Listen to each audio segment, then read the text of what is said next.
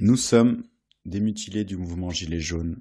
Nous sommes seulement quelques-uns parmi les 964 blessés graves. Ces 964 blessés n'ont pas été 964 erreurs regrettables et encore moins 964 cas de légitime défense. Nous n'avons pas été les victimes de la malchance ou de la fatalité, mais d'un système, d'une doctrine que l'on pouvait entendre transpirer ici et là, parmi les uniformes bleus. Tirer dans le tas, ça fera réfléchir les autres. Allez-y Franco, ça les découragera de revenir samedi prochain. Ce système a été celui d'armes de légitime défense utilisées pour agresser, de NAS sans port de sortie, de grenades explosives envoyées au mépris des distances réglementaires.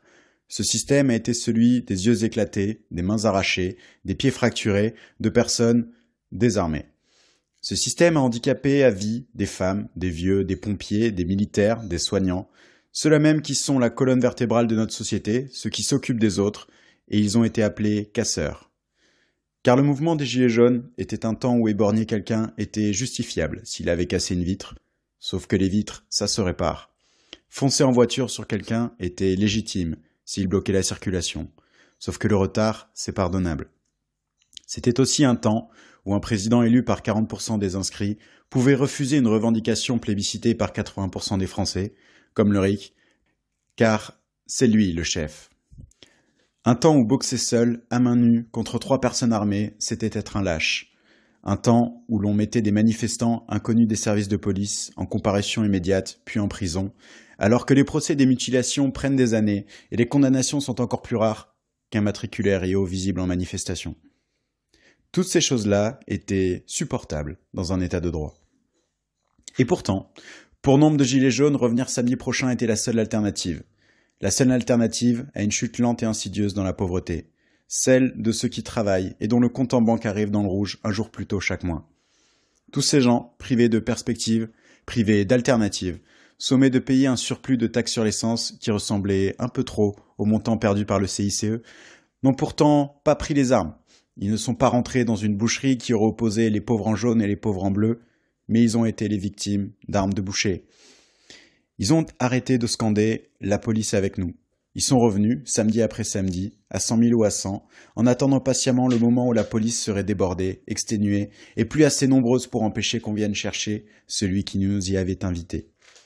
Macron aurait alors été forcé d'écouter la voix de ceux qui ne sont rien. De toute façon, c'était enfiler son gilet jaune ou accepter de périr à petit feu. La police a effectivement été débordée, exténuée, mais ses agents ont continué de venir, alors qu'ils étaient à bout. L'excès, la violence gratuite, le sadisme sont devenus la coutume. Les gilets jaunes ont payé, dans leur chair, le prix des fautes professionnelles des policiers. L'État les a rendus inaudibles, les a laissés impunis et a continué d'encourager des manœuvres meurtrières. La France est devenue un pays où l'on a peur d'aller manifester, nous plaçant entre l'Irak et Hong Kong, mais qui donne quand même des leçons de démocratie aux autres. Castaner mobilisait la police chaque samedi, jusqu'à épuisement, leur disant que c'était la faute des gilets jaunes. Et ils ont détesté les gilets jaunes pour ça. Alors qu'il aurait suffi que Macron donne au peuple son dû pour tout arrêter. De la démocratie et de la justice sociale. Au lieu de la démocratie, nous avons eu les cahiers de doléances du peuple à son bon roi. Au lieu de la justice sociale, nous avons eu un bon d'achat qui sera au final sur la note de ceux qui payent leurs impôts. Une pratique d'ailleurs très peu prisée des sponsors de campagne d'Emmanuel Ier. La fin de ce mouvement n'existe que dans la bouche des médias qui s'en sont lassés. Car en fait, il y a toujours, 3 ans après, des Français qui enfilent leur gilet le samedi à 10 sur un rond-point de campagne parce que rien n'a changé. Macron nous a fait la guerre et nous n'avons plus nos 2 yeux pour pleurer. Ainsi toujours poussé vers de nouveaux rivages, dans la nuit éternelle emportée sans retour. Ne pourrons-nous jamais sur l'océan des âges jeter l'ancre un seul jour?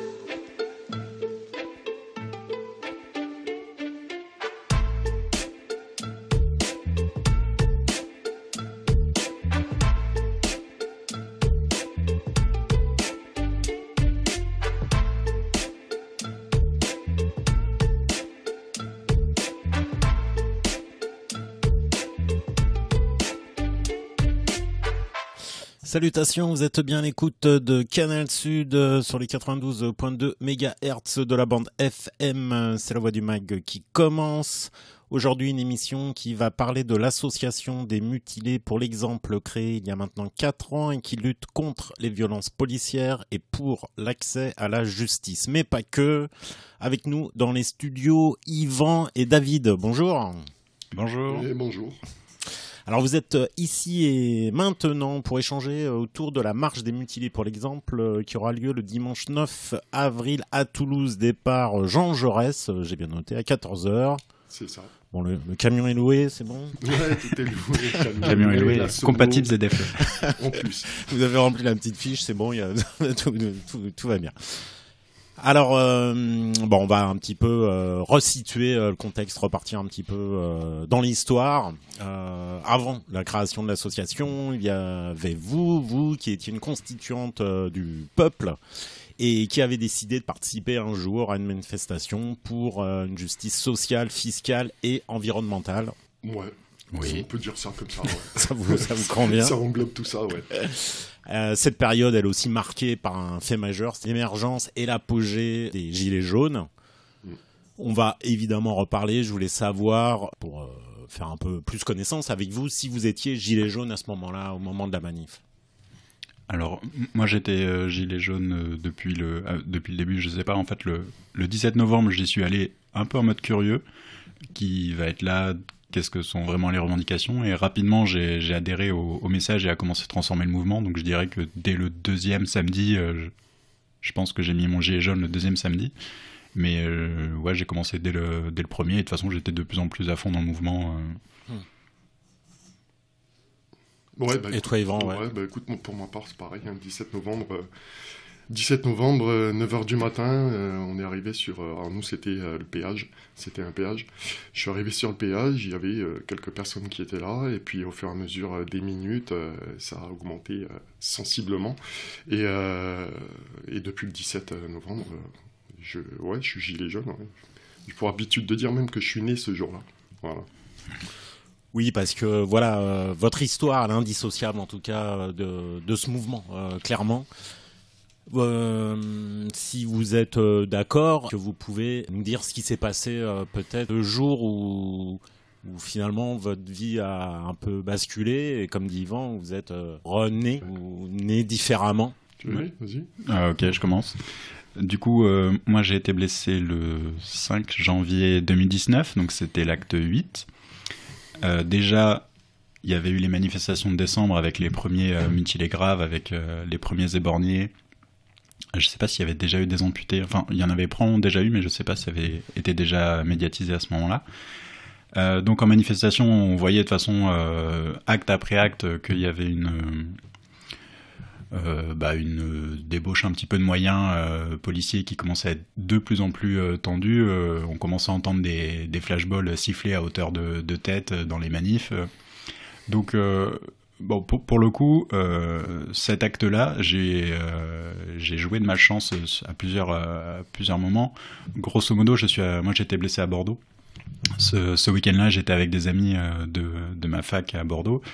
Et du coup, on fait tout le cortège de la manif, le chemin classique, etc. Et je traînais plutôt en fin de cortège.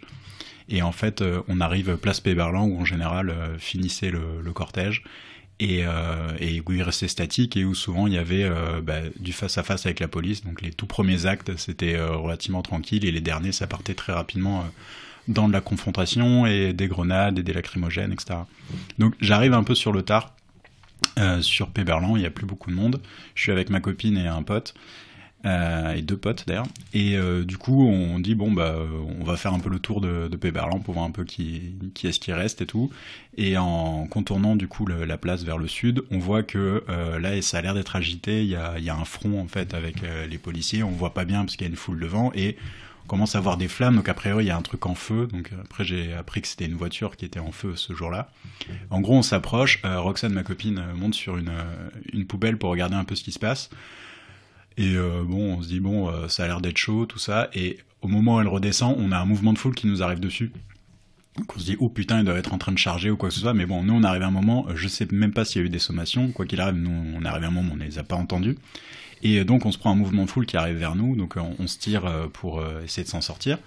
Et en fait, en allant du coup, en suivant la foule, hein, donc qui venait vers nous, sur une des rues qui était sur la droite, il y avait aussi des flics qui tiraient des coups de flashball sur les gens. Donc en gros, c'était un peu une souricière entre guillemets. On avait les flics qui chargeaient dans notre dos, donc nous on allait tout droit, et à droite il y avait des flics qui du coup tiraient au flashball.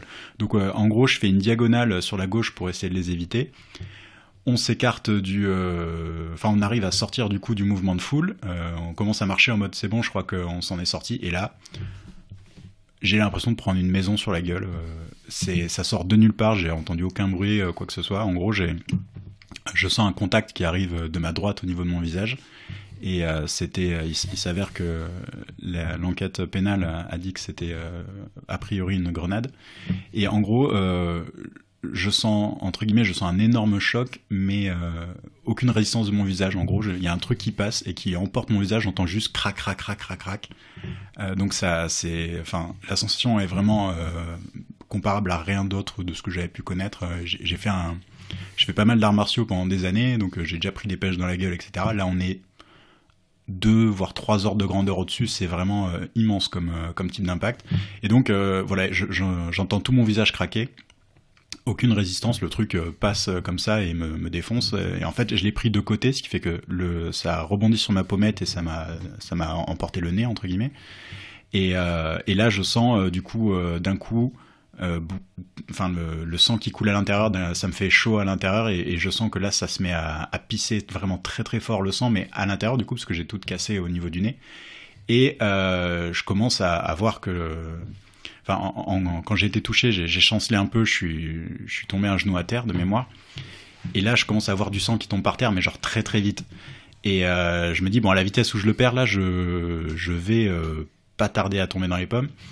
Il est 18h à cette heure à peu près, donc il fait déjà nuit à Bordeaux à cette époque, c'est en janvier. Et il y a toujours la charge des policiers qui est en cours. Moi, je pensais m'en être un peu extirpé, mais en fait, il y avait une autre charge qui arrivait de notre gauche.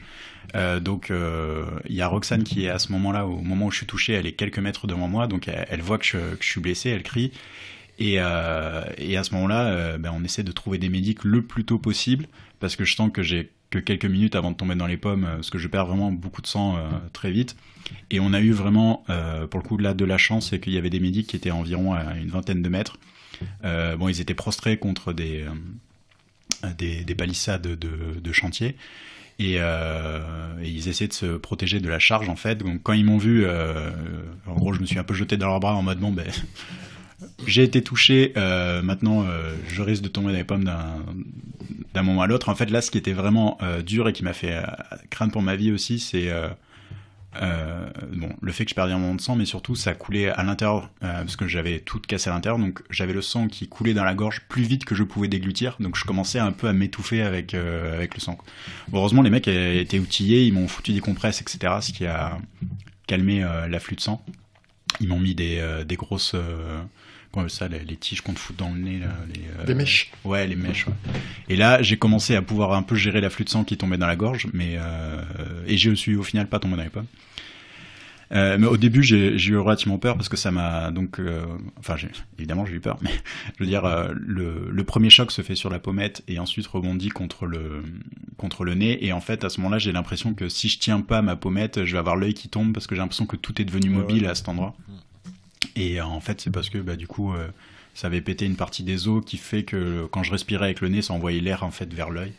Heureusement, j'avais du coup pas le plancher de l'œil qui était complètement fracturé. C'est essentiellement le nez, donc j'ai eu une fracture qui va du milieu du front jusqu'à tout le nez, et puis j'avais toute la peau qui était ouverte à cet endroit-là, quoi. Ça faisait une ouverture en 3, quoi. Voilà, et donc après ils ont appelé les ambulances qui ont mis 1000 ans à se pointer, et c'était pas glorieux. Les flics sont arrivés, ils ont vu que j'étais blessé, c'était en mode on a du liquide physiologique si vous voulez pour les yeux. Il te restait un œil, non, ça, donc, ou alors on te finit si tu veux. Écoutez, vous souffrez, c'est sans trop être. Non, globalement ça a pas été glorieux en termes d'assistance. Moi, bon, je m'attendais à rien de leur part, mais plus tard j'ai appris qu'ils sont censés en fait privilégier le fait d'apporter assistance aux blessés par rapport au fait de poursuivre la charge. Et là où ça a été vraiment chaud pour nous, c'est qu'en gros, quand j'ai trouvé les médics, il y avait une charge qui venait sur eux aussi. Donc il y avait une charge qui était arrivée dans notre dos et une qui était sur la gauche. Et nous, on est allé sur la gauche pour se réfugier chez les médics. Et là, en fait, ils étaient en train de se prendre une charge aussi. En fait, ils m'ont raconté après, ça s'est joué de peu qu'on se refasse matraquer dans la foulée. Ils ont dû expliquer, non mais attendez, on bouge pas parce qu'il y a un blessé et pas parce qu'on veut pas bouger. Voilà.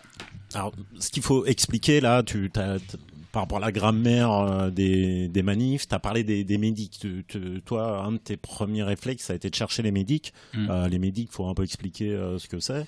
C'est des personnes bénévoles, c'est des secours officieux. Je laisse Yvan en parler peut-être, parce que pour le coup, il est bien placé, quoi. Ouais, donc les médics, en fait, les médics chez nous, en tout cas dans les manifs, ils sont là pour les premiers secours, ils sont là pour porter assistance, en fait. Et temporiser sur des blessures graves en attendant les premiers secours. Voilà. Mais tu t'improvises médic, ce que je veux dire, non, c'est que... Non, tu t'improvises jamais médic. En fait, t'as quand même une grosse responsabilité. Tu engages des soins. Et puis c'est pas n'importe quoi, donc tous les médics que tu peux retrouver en manif, enfin en tout cas une grosse partie, on va dire 99%, ont une expérience là-dedans, que ce soit dans le secourisme au travail, en étant SST, ou en étant aide-soignant, infirmier, docteur, voilà, on a, dans les manifestants, il n'y a pas que du prolo, hein, il y a de tout, donc voilà. Le médic généralement ne vient pas juste pour se faire valoriser. Ou alors il va venir une fois et puis il va pas revenir. Et du coup, dans mon expérience, moi, ils étaient 3. Je les ai retrouvés après via les réseaux sociaux. Et donc, il y avait un qui était infirmier dans la vie, une qui était étudiante en psychologie, et donc qui venait en tant que médic pour apporter du soutien psychologique. Et le troisième, je me rappelle plus ce qu'il fait, mais je crois aussi qu'il était de près ou de loin dans le milieu médical. Mais il n'y en a aucun qui est médecin. Il n'y en a aucun à ce moment-là qui était médecin. Mais effectivement, ils avaient... Non, mais il y a une vraie conscience, maximum respect à tous les médics de toute façon, puisqu'ils sont en plus au plus près de l'action.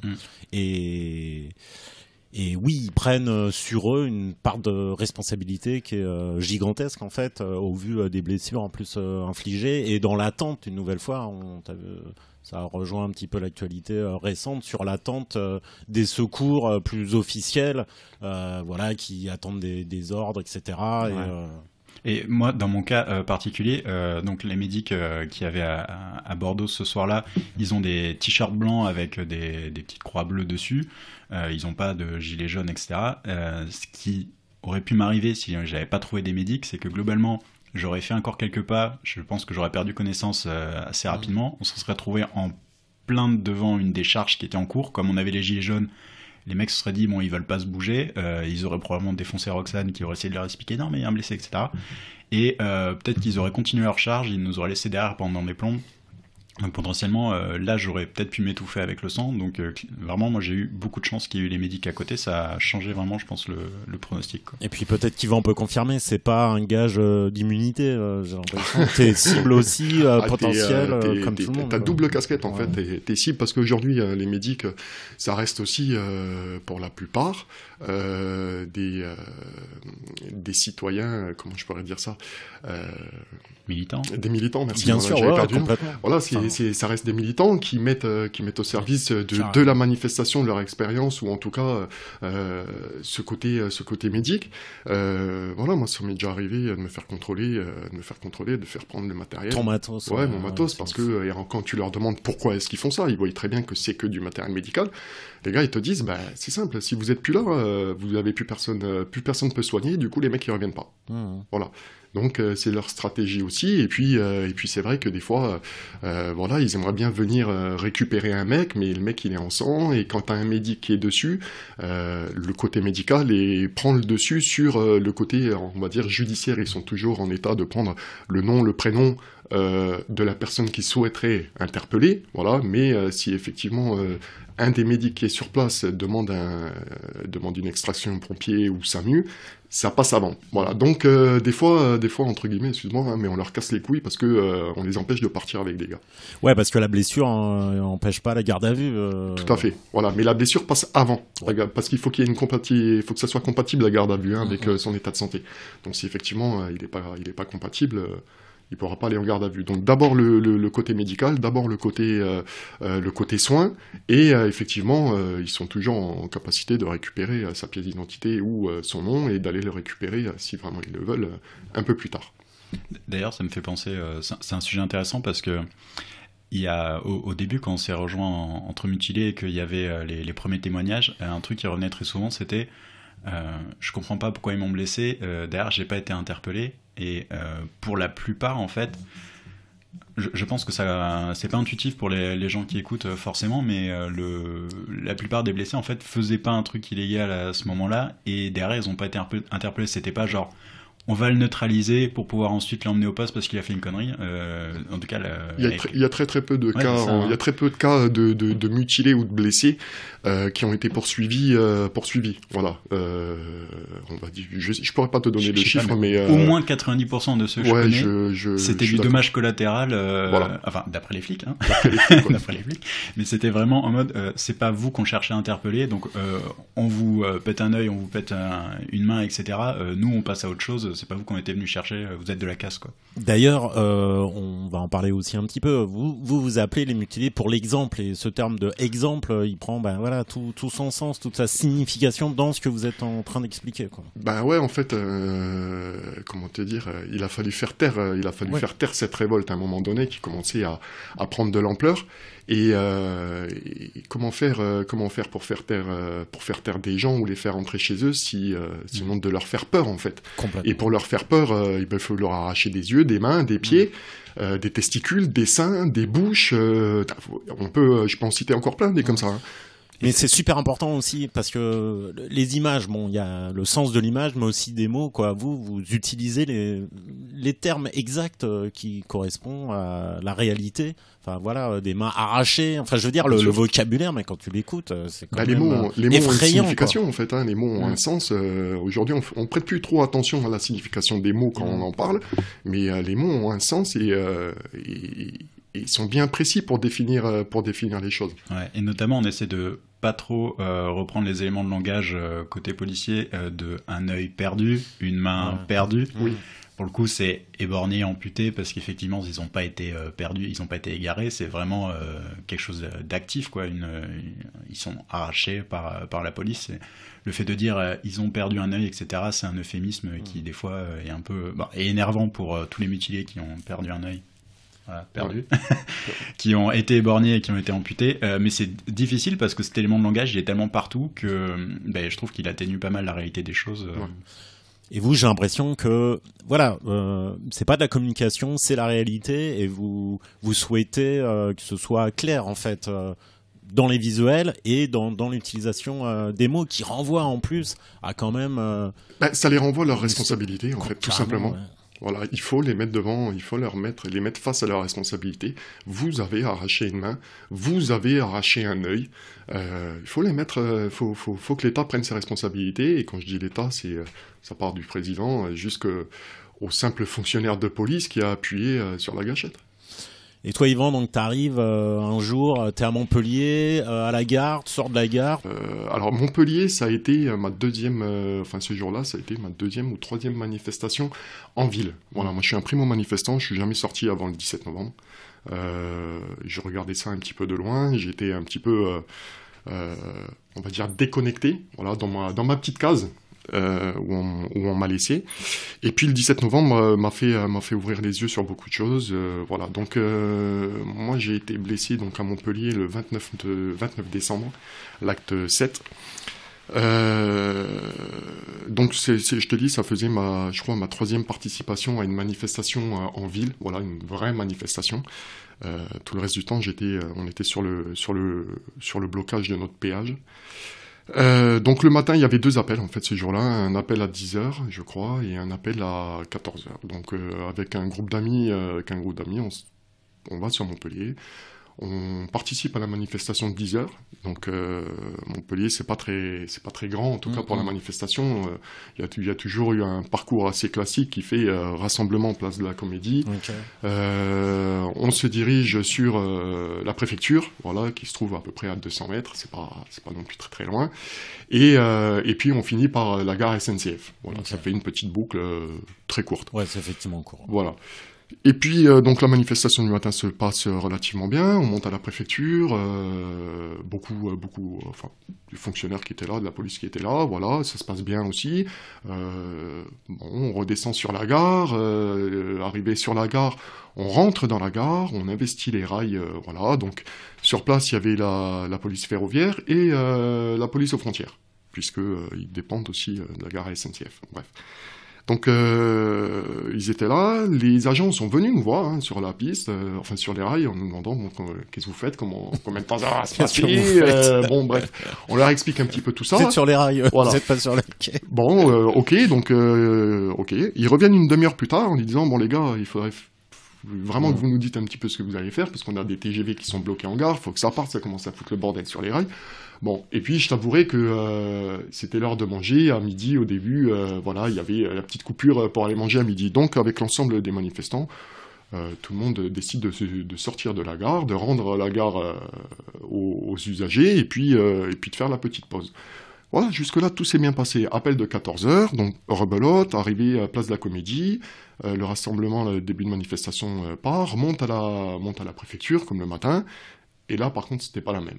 Voilà, arrivé à la préfecture, on n'a pas eu le temps d'arriver, on s'est fait gazer, défoncer, enfin voilà, on s'est pris des charges dans la gueule, on n'a pas compris en fait.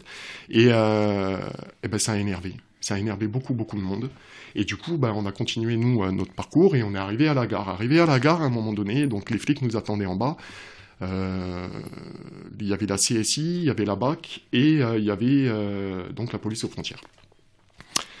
Et donc, ils nous bloquent l'entrée principale, sauf qu'ils avaient oublié une issue de secours. Et certains manifestants ont trouvé la petite faille pour pouvoir rentrer. Et une fois que tu en avais 3-4 sur les rails, ça y est, c'était fini. Tout le monde est rentré et on s'est retrouvé, je vais te dire, 200 personnes sur les rails, voilà, sur les quais et sur les rails. Et la bagarre, elle a commencé très très vite en fait. Les keufs, les flics nous attendaient, ils se sont mis sur les quais et en hauteur. Et puis on commençait à gazer. Forcément en face ça a répondu. Et puis les premiers LBD ont commencé à être tirés. Et je dis tout ça, c'est parce que l'acte 7, ça a été le tournant à Montpellier. Il n'y avait jamais eu de violence de la part des forces de l'ordre, en tout cas pas comme ça, avant le 29 décembre. Et donc les LBD ont commencé à taper dans les panneaux, et au bout de 20 minutes à peu près, entre guillemets d'affrontement, on a commencé à sortir de la gare parce que ça devenait suffocant à l'intérieur avec les gaz lacrymogènes. Et voilà. Et donc à un moment donné, je sors de la gare, je fais 10 pas et je me retourne, donc j'ai les mains dans les poches, j'ai les mains dans les poches, je ne cours pas, je marche, je fais 10 pas et je me retourne pour voir ce qui se passe derrière moi. Et au moment où je me retourne, je sens pas vraiment l'impact. J'entends une très très grosse résonance dans ma tête, comme si tu mettais la tête sous une cloche. Voilà. J'ai une très grosse lueur blanche, je suis ébloui par cette lueur, et au niveau de mes jambes, j'ai l'impression que tu viens d'ouvrir la vanne, et toute mon énergie, elle est en train de partir, instantanément. Donc je m'écroule au sol, je suis toujours conscient, je m'écroule au sol, et un petit peu, comme David le disait, je commence à sentir du chaud couler sur moi. Voilà, donc j'ai été pris en charge très rapidement par des citoyens. On n'avait pas de médic chez nous, ça n'existait pas, il n'y en avait pas besoin, il n'y avait pas de violence. Donc j'ai été pris en charge par des citoyens qui, eux, étaient dans le médical. Et en fait, ils ont continué à me tirer dessus quand j'étais au sol, voilà, à 3 reprises. Donc j'entendais, quand j'étais en train de me faire soigner, j'entendais les personnes qui étaient à genoux devant moi, en protection, qui me soignaient, qui étaient face à moi et qui me soignaient, prendre des LBD dans le dos. Voilà, donc je les entendais gueuler, dire « Ah putain, ils m'ont niqué, ils m'ont touché, je suis touché, machin ». De là, il y a une banderole qui est venue, qui s'est mise en protection, voilà, parce que j'étais pas déplaçable, sur le coup, j'étais pas déplaçable. Donc il s'est mis en protection. Deuxième fois, dans la banderole, une série de LBD, une série de cartouches lacrymogènes, voilà, ça tape dans la banderole. Et donc les citoyens commencent sérieusement à s'énerver en leur disant qu'il y a l'appel aux pompiers, qu'on attend les pompiers, qu'on peut pas m'évacuer, qu'ils arrêtent de tirer en fait, juste qu'ils arrêtent de tirer. Donc il y a un des manifestants qui s'approche, qui explique ça au flic qui est en face, et le flic lui dit ouais ok c'est bon on arrête. Écoute, il a tourné les talons, et comme il a tourné les talons, il y a une salve supplémentaire qui est arrivée. Donc, et sur cette salve, en fait, donc la troisième, je prends une grenade qui explose là. Donc j'étais couché en PLS, j'avais une capuche et la grenade explose. Je prends des palets là dans ma capuche et puis ça me remonte en plein fer dans le nez, dans la bouche. Voilà. Donc là, à ce moment-là, en fait, il y a plus de, on évacue. Voilà. Donc je me suis fait attraper, on m'a emmené 100 mètres plus loin. Voilà. Donc l'heure moi à laquelle je me suis fait taper, il était 15h40. Et arrivée des pompiers, parce que un petit peu comme David,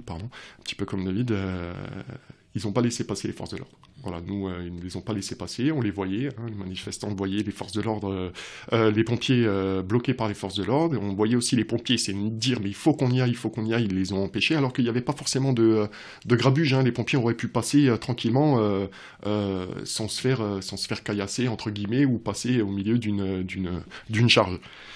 Et donc j'ai été pris en charge à 17h. Voilà, donc de 15h40 à 17h, j'étais dans une cage d'escalier. Et voilà, et arrivé à l'hôpital, là aussi ça a été assez compliqué. Donc quand je suis rentré, donc les pompiers m'ont récupéré, m'ont mis dans le VSRB. Et puis là, dans le VSRB, donc je suis allongé. Et derrière le brancard, il y a une place pour le pompier en théorie. Et là, en fait, il rentre un gars et j'entends le gars qui respire, mais comme si tu fais avec une paille d'eau, tu vois. Voilà, c'est ce genre, il respire comme ça. Et en fait, je peux pas le voir, je suis couché, je peux pas le voir, et j'entends juste le pompier qui lui dit: prends autant de compresses que tu veux. Voilà. Ben, en fait, le gars, il avait reçu un LBD plein fer au milieu du visage qui lui a découpé du dessous du nez jusqu'à au-dessus du front. Voilà. Il avait le visage coupé en deux et toute la voie nasale, en fait, il n'y en avait plus. Il respirait son propre sang. Voilà. Donc ça a été une journée très très compliquée et très compliquée. Voilà. Parce que tu te fais toucher une première fois, tu sais pas pourquoi, parce que pour le coup, je faisais pas partie du groupe meneur. Et quand tu t'aperçois en fait que, je sais pas, je leur avais fait quelque chose ou ma gueule leur revenait pas, mais qui s'acharnent à 3 reprises à essayer de continuer, c'est un peu troublant. Ouais, il y a ce truc-là dans vos témoignages, c'est super difficile évidemment, déjà pour vous de le revivre. Désolé de peut-être réactiver voilà des traumas, des choses compliquées. Il y a beaucoup d'émotions hein, qui se bousculent. Déjà, le truc que j'ai du mal à comprendre, à admettre, c'est que ces armes utilisées, il y a normalement une réglementation liée à l'outil. C'est interdit évidemment de viser la tête à chaque fois, semble-t-il. C'est ce qui s'est passé. Ah ouais, je fais 1m92. Donc, si tu veux pas viser la tête, il va falloir m'expliquer comment t'as fait pour me tirer d'en haut. Voilà, mais le fonctionnaire qui m'a tiré dessus était à 9 mètres. Donc déjà, c'est interdit de tirer sur une personne en dessous de 10 mètres. Donc déjà, il était hors procédure. Voilà. Même, je me rappelle des manifs avant d'avoir été blessé, où ça a commencé à monter en tension. Tu sentais qu'il y avait des mecs qui on a mis un LBD dans la main qui n'étaient pas formés à ça. Je me rappelle justement d'une manif ou deux avant d'être blessé à Bordeaux où à un moment, t'as les flics qui font un espèce de front avec les manifestants et ils le font à un endroit un peu débile parce que c'était les manifs sauvages des Gilets jaunes hein, et en fait les manifestants n'étaient pas spécialement là et donc à un moment ils se font encercler parce qu'en fait les manifestants venaient de partout. Donc les gens rigolent en mode c'est marrant, mais les gens font rien aux flics. Et t'avais dans ce petit groupe de flics qui était au centre, il y en avait un, je me rappelle, il tenait son LBD en joue, à hauteur de tête, dans notre direction.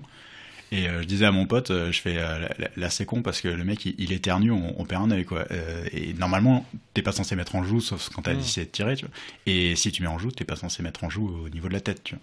Et ça, déjà, c'est des trucs qu'on voyait souvent. Et je me rappelle d'une fois où il y avait une charge de policiers aussi.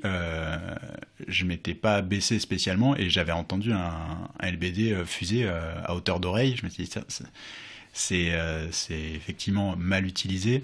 De ce qu'on a appris après, hein, avec tout ce qui est témoignages et autres, il y a eu pas mal de gens qui disaient que grosso modo, c'était comme ils étaient en sous-effectif, c'était tous les mecs de la BAC, etc., qui étaient pas formés au maintien de l'ordre, à qui on avait foutu des LBD dans la main et qui jouaient en mode tir.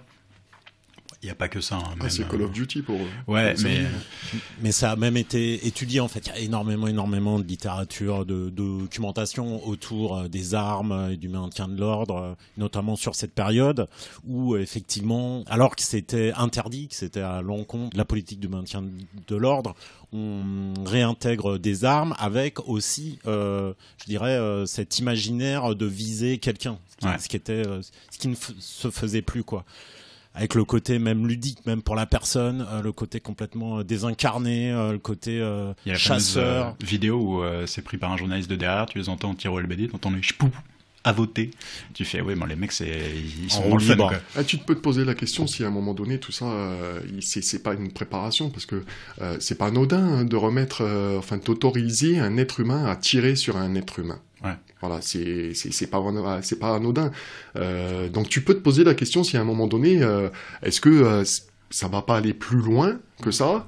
Et pour commencer à habituer ces jeunes forces de l'ordre qui viennent d'arriver dans les rangs, avec de la testostérone plein les bras, leur remettre un petit peu, c'est pas grave, c'est qu'un LBD en fait. Voilà, c'est qu'un LBD, c'est pas censé être une arme létale.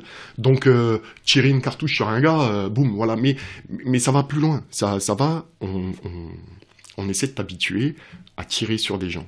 Un être humain tirer sur un être humain. On est en France, hein, il faut le rappeler. Hein, on est censé être le pays des droits de l'homme. Voilà. Et aujourd'hui, on a on encourage des fonctionnaires de police à tirer sur des êtres humains. Ouais, à voir les manifestants comme des cibles. Et à voir les manifestants comme des cibles. C'est ça. C'est ça. Complètement. Ce qui était censé être une exception est devenu la règle, en fait, par rapport à l'usage de ces armes, et qui commence même à se vendre. C'est devenu, c'est très politique et commercial. Et une nouvelle fois, c'est surtout politique, je pense. Mais je me rappelle aussi qu'un des trucs qui me semblait vraiment particulièrement stupide à cette époque-là, c'était le fait qu'on te vend le LBD comme étant donc une arme faite pour neutraliser quelqu'un sans avoir à le tuer. Donc normalement ils te disent c'est utile dans le maintien de l'ordre, c'est surtout si t'as un forcené qui te fonce dessus et que t'as pas envie de le tuer, tu fais ça. Donc c'est censé être de la légitime défense, normalement. Et les mecs ils l'utilisaient comme une arme de dispersion des foules. Ouais, de dissuasion. Ouais. Mais du coup c'est absolument pas tu peux pas disperser une foule avec une arme qui est faite pour viser une personne. Si t'as 1000 personnes, tu vas pas tirer 1000 LBD. Donc c'est pas du tout adapté. Et puis ce qu'il faut rappeler, c'est que le LBD à la base était prévu pour des compagnies, pour des services comme le GIGN, comme le RAID.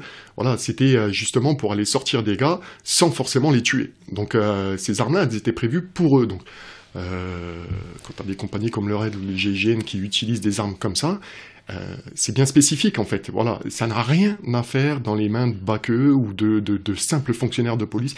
C'est des armes mine de rien qui peuvent tuer, hein, parce qu'il y a eu des morts avec le LBD. Hein. Il y a eu des morts. C'est vrai que dans les enquêtes que j'ai pu lire, effectivement, il y a une mort certifiée. Oui. Et en fait, ça part aussi de l'époque Sarkozy, des émeutes en banlieue. Il est là aussi pour revaloriser la police et leur donner des outils. En fait, tout ça, c'est aussi un outil de communication, quoi. Ouais, ça va que dans un sens, hein, comme pour la communication.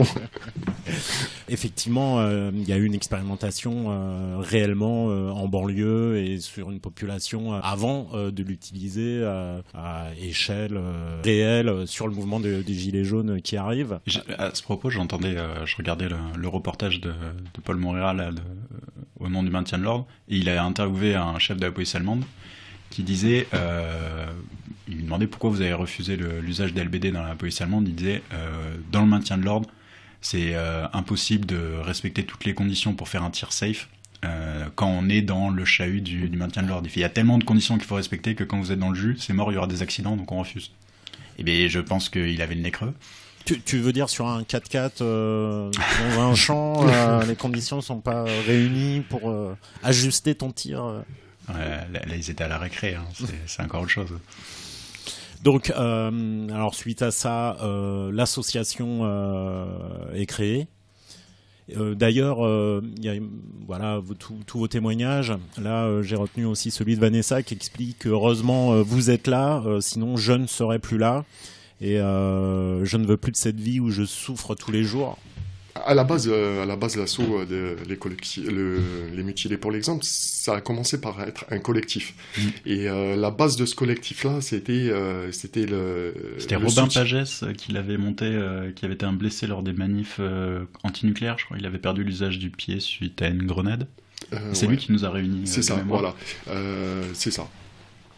Et donc à la base aussi, c'est pour s'apporter du soutien, essentiellement parce que on vit des choses et des moments qui sont que seul un mutilé ou seul un blessé peut comprendre. Voilà, des fois c'est compliqué de devoir tout le temps se justifier pourquoi t'as mal, pourquoi t'es comme ça, pourquoi.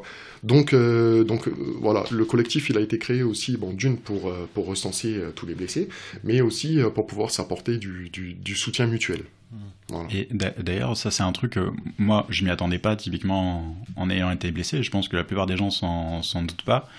Ça a été le cas, des mutilés avec qui j'ai pu parler, c'est un truc qui revient. Dans les mois qui ont suivi, quand j'étais en convalescence, j'étais assez infect avec les proches autour de moi. Parce qu'on est très vite énervé par un peu tout, on est super à fleur de peau, le moindre truc qui nous saoule, on envoie les gens chier. Et donc moi j'étais bien entouré, j'étais une seule personne blessée avec 4 personnes très proches qui s'occupaient de moi et tout. Et c'était difficile pour eux. Je me mets à leur place aujourd'hui, j'ai été dur avec eux pendant bien 3 mois minimum où je pense que j'étais assez infect. Et pas mal de mutilés à qui j'ai parlé, ils ont une femme, c'est à peu près leur conjoint, et lui il assume tout ce stress, et donc en gros ils vont se décharger sur lui et tout. Et il y en a plein qui du coup ont perdu leur couple s'est arrêté parce que c'est juste pas gérable pour l'autre personne toute seule. Et quand on a été blessé, qu'on se sent esseulé, etc., en plus la seule personne qui vous soutient, votre conjoint, vous le perdez, c'est pour ça qu'il y en a plein qui sont arrivés proches du suicide ou qui ont fait des tentatives, c'est que t'as quasiment plus rien dans ta vie et les seuls trucs qui te restent, tu finis par les détruire parce que t'es invivable au quotidien, parce que t'as l'injustice, le manque. Pour moi, je pense que le manque de reconnaissance, ça y joue énormément. Quand tu te fais, parce que au départ, quand les mecs ils étaient blessés, souvent les gens ils nous regardaient, ou mutilés, ils nous regardaient en disant ah mais vous, si t'as eu ça, c'est que tu l'as mérité. C'est ça. Voilà, c'est que t'étais un casseur, t'étais habillé en noir, bref, voilà, c'est que tu l'as mu. Et en fait, ce manque on a eu que cette reconnaissance là. Voilà. Alors que nous, ce qu'il nous fallait pour pouvoir se reconstruire et en tout cas commencer quelque chose, c'était une reconnaissance de l'État, de notre état physique, de notre état psychologique, et avoir un accompagnement derrière. Ce qu'on n'a jamais eu en fait. Et effectivement, dans les premiers jours, t'as un article sur ta blessure dans le journal, tu regardes les premiers commentaires, c'est genre bien fait pour lui, il avait qu'à pas y aller, ou genre dès que tu parles à quelqu'un, genre qu'est-ce qui t'est arrivé parce que t'as un énorme plâtre sur la tronche, j'ai été blessé dans une manif par la police. Mais dans la tête de n'importe qui, si t'as été blessé par la police, vu que la police combat les méchants, c'est que t'es un méchant. C'est ça. Et donc t'as toujours un a priori des gens, c'est super pesant. Et est-ce que vous pensez que votre reconstruction symbolique aussi passera par la vérité, quoi? Oui, bien sûr. Bien sûr, parce que nous... l'injustice, c'est un truc latent qui nous fait mal. Hein. C'est ça. Aujourd'hui, on est obligé de combattre non seulement les a priori, mais en plus la réalité des choses. C'est-à-dire que l'État a fait de la merde. Voilà. Il faut qu'il assume sa responsabilité. D'ailleurs, tu dis, toi, que tu lâcheras jamais parce que ce combat est juste. Bien sûr. Bien sûr, il est juste pas que pour moi, hein, il est juste pour tout le monde. Moi, j'ai continué les manifs, ça m'a pas arrêté, la blessure m'a pas arrêté, j'ai continué les manifs. J'ai vu tellement de choses depuis 4 ans, j'ai vu tellement de comportements des forces de l'ordre avec des manifestants de 7 à 77 ans, que bien sûr qu'il est juste ce combat, il peut pas en être autrement en fait. Puis quand t'arrives dans le collectif des mutilés la première fois, t'es abreuvé du discours, des éléments de langage de Nunez et Castaner en mode ouais, c'est extrêmement violent, les policiers font que se défendre, etc. T'arrives, Vanessa, c'est une fille, sans être méchant avec elle, elle est haute comme 3 pommes, machin, tu fais oui, le mec était probablement en danger de mort. Tu vois des femmes, des vieux, c'est des petites gens, entre guillemets, c'est pas du tout le profil d'un casseur ou de quelqu'un qui s'en prendra aux flics, ou même de quelqu'un qui, même s'il voulait s'en prendre aux flics, il pourrait pas lui faire mal, il a pas les moyens physiques. Donc tu vois vraiment beaucoup de profils où tu fais mais ces gens-là n'auraient jamais dû être blessés. Enfin, quand tu les vois, t'es sûr que c'est impossible qu'ils aient mis en danger la vie d'un policier. Et dans le collectif d'amitié, quand t'arrives au début, tu vois que ça, quoi. Là, je cite pareil ce qui a été écrit sur ce moment-là, que les forces de l'ordre ont sévi dans une impunité totale. Sur 964 victimes graves, 99% des affaires sont classées sans suite, parce ce qu'il faut dire aussi, c'est que là, face à vous, vous avez l'État. Un mur. Vous avez un mur. État, c'est aussi la justice. Les enquêtes vont être menées aussi par un corps appartenant à la police, l'IGPN. Est-ce qu'on peut véritablement avoir confiance en l'IGPN? Je sais pas comment vous le situez. À ce propos, il y a un truc intéressant qui est sorti il y a pas longtemps. Là. Ça date de janvier ou mars 2023. C'était le défenseur des droits en France qui a mené une enquête sur où en est la France en termes d'institutions qui contrôlent la police par rapport aux autres pays européens. Il y a 20 pays européens qui ont accepté de répondre. Donc en gros, quel est le degré, quels sont les moyens, par exemple, des IGPN et IGPPN, enfin bon, le truc qui surveille les gendarmes et la police, là. Quels sont leurs moyens, quel est leur degré d'indépendance vis-à-vis de la police. Et le résultat, c'est que sur 20, on est 20e. Genre, le mec disait, mais genre, il y a des moyens, c'est genre x40 avec certains pays, quoi. Et en termes de consanguinité des institutions, il disait, bon, ben là, pareil, on est nul, quoi. Donc il y a effectivement ce gros problème de manque d'indépendance, quoi. Moi, me concernant, mon enquête, j'ai eu une enquête IGPN, j'ai déposé plainte. J'ai la balle de LBD qui m'a tapé, j'ai réussi à la récupérer. Voilà, c'est un témoin le jour de la manifestation qui était à côté de moi, qui a ramassé la balle et une semaine après, qui m'a appelé en me disant, écoute, j'ai pas pour habitude de faire ça, mais j'ai ta balle. Est-ce que tu la veux? Donc au départ, j'ai dit ouais, bien sûr que je la veux. Et quand j'ai été entendu par l'IGPN, ils m'ont saisi la balle, voilà, pour faire une enquête balistique. Donc visiblement, c'était la première enquête balistique en France concernant l'arme du LBD.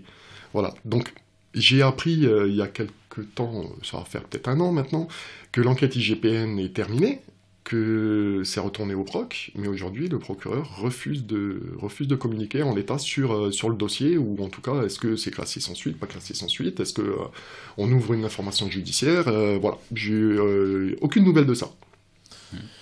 D'autant que là c'est le pénal, mais ce que j'ai appris aussi en regardant un petit peu vos communiqués, c'est que ça n'a rien à voir avec l'indemnisation en fait. Ça aussi vous découvrez en fait tout un monde où l'information circule difficilement.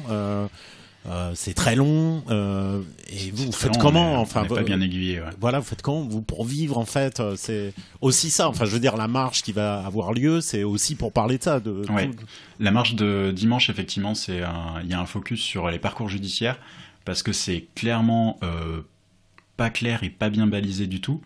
La plupart d'entre nous, moi quand j'ai été blessé, il y avait Sud-Ouest, le journal local, qui fait un papier sur moi qui me demande est-ce que vous avez porté plainte. Donc je dis oui, a priori. Enfin, pourquoi il me pose la question? Il a l'impression que j'ai pas subi de dégâts. J'imagine que je vais me plaindre, oui. Et en fait, quand tu arrives à la gendarmerie, bon, déjà que c'est pas un super moment, tu fais je voudrais porter plainte pour voilà ça quoi, pour ma tronche quoi, mais tu sais pas pour quel motif exactement tu es censé porter plainte ou un truc comme ça. Donc en fait on t'aiguille naturellement vers une plainte au pénal qui est je crois violence de la part d'un dépositaire de l'ordre de la fonction publique ou je sais plus quoi, enfin t'as un truc comme ça, mais en fait c'est la partie pénale et ce que t'apprends si t'as un peu de chance derrière en échangeant avec quelques avocats, c'est que globalement le pénal c'est là pour punir le fautif, mais c'est pas là pour réparer tes torts. Et ensuite c'est voilà, normalement le tribunal administratif pour là plutôt s'occuper des indemnisations, etc.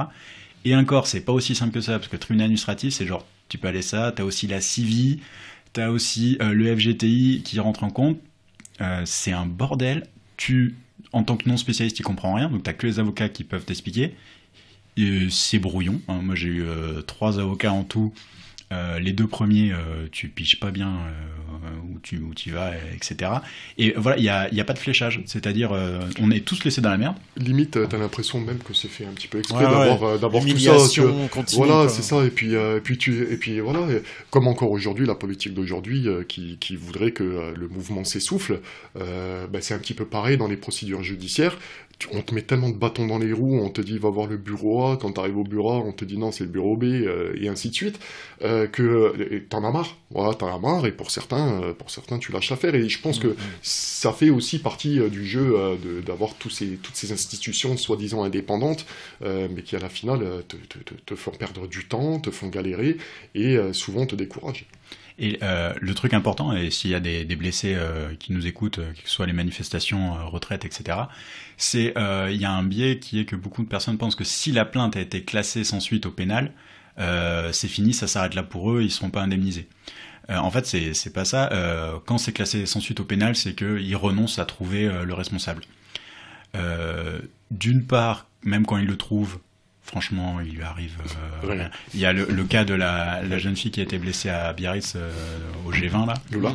Voilà, donc lui, le policier s'est dénoncé, donc c'est comme ça qu'ils l'ont retrouvé. Mais si les mecs se dénoncent pas, ils ne retrouvent pas. Il y a des images d'ailleurs. Ouais, et je crois qu'il a eu un truc du genre, je dis peut-être une bêtise, donc c'est sous contrôle, mais l'ordre de grandeur est à peu près celui-là, 1 000 € avec sursis. Ouais, je crois que c'est ça. Donc le pénal, de toute façon, c'est pas là que le mec va être dissuadé vraiment de recommencer. Et en fait, donc le fait que ce soit classé sans suite au pénal ça n'arrête pas les procédures. C'est pas parce que ça a été classé sans suite au pénal que vous ne pouvez pas obtenir réparation. C'est derrière le tribunal administratif, c'est là où en fait vous allez porter plainte contre l'État parce qu'il n'a pas assuré votre sécurité sur la voie publique, ce qui est une de ses fonctions. Et donc là, vous allez avoir une indemnité en mode essayer de réparer les dégâts avec tout ce qui sont les barèmes des dommages corporels, etc. Mais voilà, je connais pas mal de mutilés qui au final sont pas rentrés dans la seconde procédure parce que quand ils entendent c'est classé sans suite, pour eux ça veut dire j'ai perdu.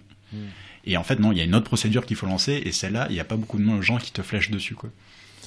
C'est vrai que le terrain judiciaire semble aussi un parcours violent en fait. Selon la loi, n'est responsable pénalement le fonctionnaire de police ou le militaire qui a fait un usage absolument nécessaire et strictement proportionnel de son arme, donc ce qui permet mais de c'est se dégager. tellement large en Bah fait. oui, Puis ils arrivent jamais jusque-là. À chaque fois, ils sont pas foutus d'identifier le mec. Dans 80% des cas, c'est désolé, dans Paris, qui est la ville avec le plus de caméras de surveillance de France, on a malheureusement aucune image. Elles ont toutes Non, mais été effacées, c'est même ça. de Je veux dire, quand tu vois, par exemple, les gardes à vue, c'est la quasi-totalité, c'est en vue d'eux. C'est-à-dire, ils sont devins, ils prévoient déjà. Peut-être que tu, voilà, rien que déjà ça. En tout cas, ça n'a pas calmé votre colère. C'est vrai que Yvan, voilà, tu le ramènes aussi à la résistance Gilets jaunes pour le peuple et par le peuple, pour une justice sociale, fiscale et environnementale, abolition des privilèges. Deux grosses questions avant une pause. C'est quoi pour vous le peuple ? C'est quoi le peuple ? C'est celui-là qui se lève tôt, c'est celui-là qui prend soin de son prochain et de ses enfants. C'est celui-là qui va faire en sorte que son travail à lui va permettre de nourrir, d'autres personnes, et ainsi de suite. Et la bienveillance, pour moi, le peuple, c'est un peuple idéal. Ça serait un peuple bienveillant. Voilà, les uns avec les autres. Je pense que si on a un peu plus de bienveillance et de respect, au milieu de tout ça, ça peut changer beaucoup de choses. Et moi, je dirais que malheureusement, le peuple, c'est l'ensemble de tous les gens qui n'ont pas le pouvoir. Je pense que c'est une définition où tout de suite on retombe sur ce que tout le monde pense, alors qu'en démocratie, normalement, c'est l'inverse, c'est l'ensemble des gens qui ont le pouvoir. C'est ça. Voilà. Mais là, tu décris n'importe qui, l'ensemble des gens qui n'ont pas le pouvoir, exactement, tu retombes sur la définition du peuple. C'est ça. Voilà, bien résumé. En parlant du peuple, on s'écoute un son de Kerry James. Yes. Et puis on repart après sur ce qui vous a uni à un moment. On va essayer de comprendre pourquoi et comment. C'est les Gilets jaunes quand même. Courage. L'orage. La grisaille. Il est naturel d'avoir peur. De là naît le courage. Comment rêver en couleur quand le futur n'annonce que l'orage. Le bonheur que l'on bricole disparaît dans la grisaille. Que nos espoirs s'isolent de la folie qui les cisaille. Ensanglantés d'amertume, des journées de ténèbres aux aurores teintées de brume, exhument des rancunes funèbres. Une chorale de sanglots chantonne nos afflictions, transporte nos fardeaux, fredonne nos désolations. La haine nous fait du pied, nous propose une danse mortelle et rythmée au tempo de nos vengeances. Si les rêves de paix sommeil certainement chacun. On peut perdre son humanité dans un labyrinthe de chagrin. Comment raisonner face aux soldats de la démence? La peur nous fera prisonniers des ennemis de la clémence, architectes de la destruction, maçons de l'horreur, cultivateurs d'abomination qui confondent beauté et laideur, mémoire et aigreur, désir de justice et fureur, tirent sur la foule des balles aussi aveugles que leur cœur, plongés dans l'excès, noyés dans la vanité. Les plus ignorants se croient l'élite de l'humanité. Les folies de la colère nous révèlent à nous-mêmes. On sait ce que l'on tolère, qu'une fois face à l'extrême, un seul tonnerre de violence assourdit nos beaux discours et nous voilà prêts à jeter la France dans la guerre civile d'Éric Zemmour. C'est le jeu de la division, du commerce, de la terreur. Comment faire sombrer la nation dans la déraison puis l'horreur. Des chefs d'orchestre sordides instrumentalisent nos peines de piètres cupides qui détestent plus qu'ils n'aiment. Ceux qui désirent l'affrontement souvent ignorent sa réalité. Leur arrogance n'a d'égal que leur lâcheté. Ils soufflent sur des braises planquées dans leur confort, nous chantent la Marseillaise tant que la mort reste inodore. Ils pensent la guerre mais ne porteront jamais le treillis. Quand on manquera de cimetière, ils fuiront le pays, le laissant livrer à lui-même. À feu à sang, derrière les couleurs du drapeau se cachent ses ennemis de la nation. Semeurs de troubles, fourbes, névrosés, cracheurs de venin, au cœur sclérosé, racistes décomplexés qui conceptualisent la haine. Mais même les nazis avaient leur propre intellectuel. Tirons des leçons du passé. Y a même pas 100 ans, l'impensable est devenu vérité. Leurs paroles mettent des mots sur ce que leur cœur souhaite en secret. Ils ne se sentiront apaisés que lorsque les musulmans seront traqués, lorsque les musulmans seront brusqués, exécutés pour leur choix, lorsque les musulmans seront parqués, exécutés pour leur foi. Ils veulent nous plonger dans une guerre totale sans lendemain. En cela, les terroristes et eux poursuivent le même dessein. À bout de souffle, la France est en apnée. Maintenant on se rend compte à quel point précieuse est la paix. Faut-il perdre un bienfait pour en apprécier la valeur? Faut-il s'approcher du feu pour en constater la chaleur? Dans ce monde globalisé, Bagdad n'est plus si loin et nous n'avons qu'effleuré l'horreur de leur quotidien. Brutal est le réveil de nos années d'insouciance. Combien de peuples s'éveillent chaque jour sous l'état d'urgence, empli de compassion. Quand la terreur nous assiège, on a d'autres préoccupations que de jouir de nos privilèges. De la Libye à la Syrie, ils reproduisent les mêmes erreurs. Leur politique extérieure nous fait saigner de l'intérieur. Expansion guerrière, à peine maquillée.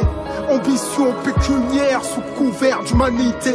Condamnation arbitraire, puis silence injustifié. Utilisation vulgaire du concept de liberté pour la survie des vôtres. Est-ce que la mort des autres est vitale?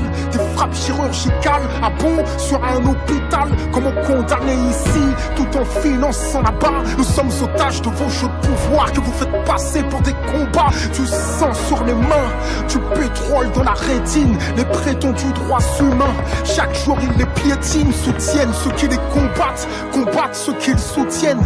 Démagogues, bureaucrates, politiques schizophrènes. La haine nous colle comme une ombre.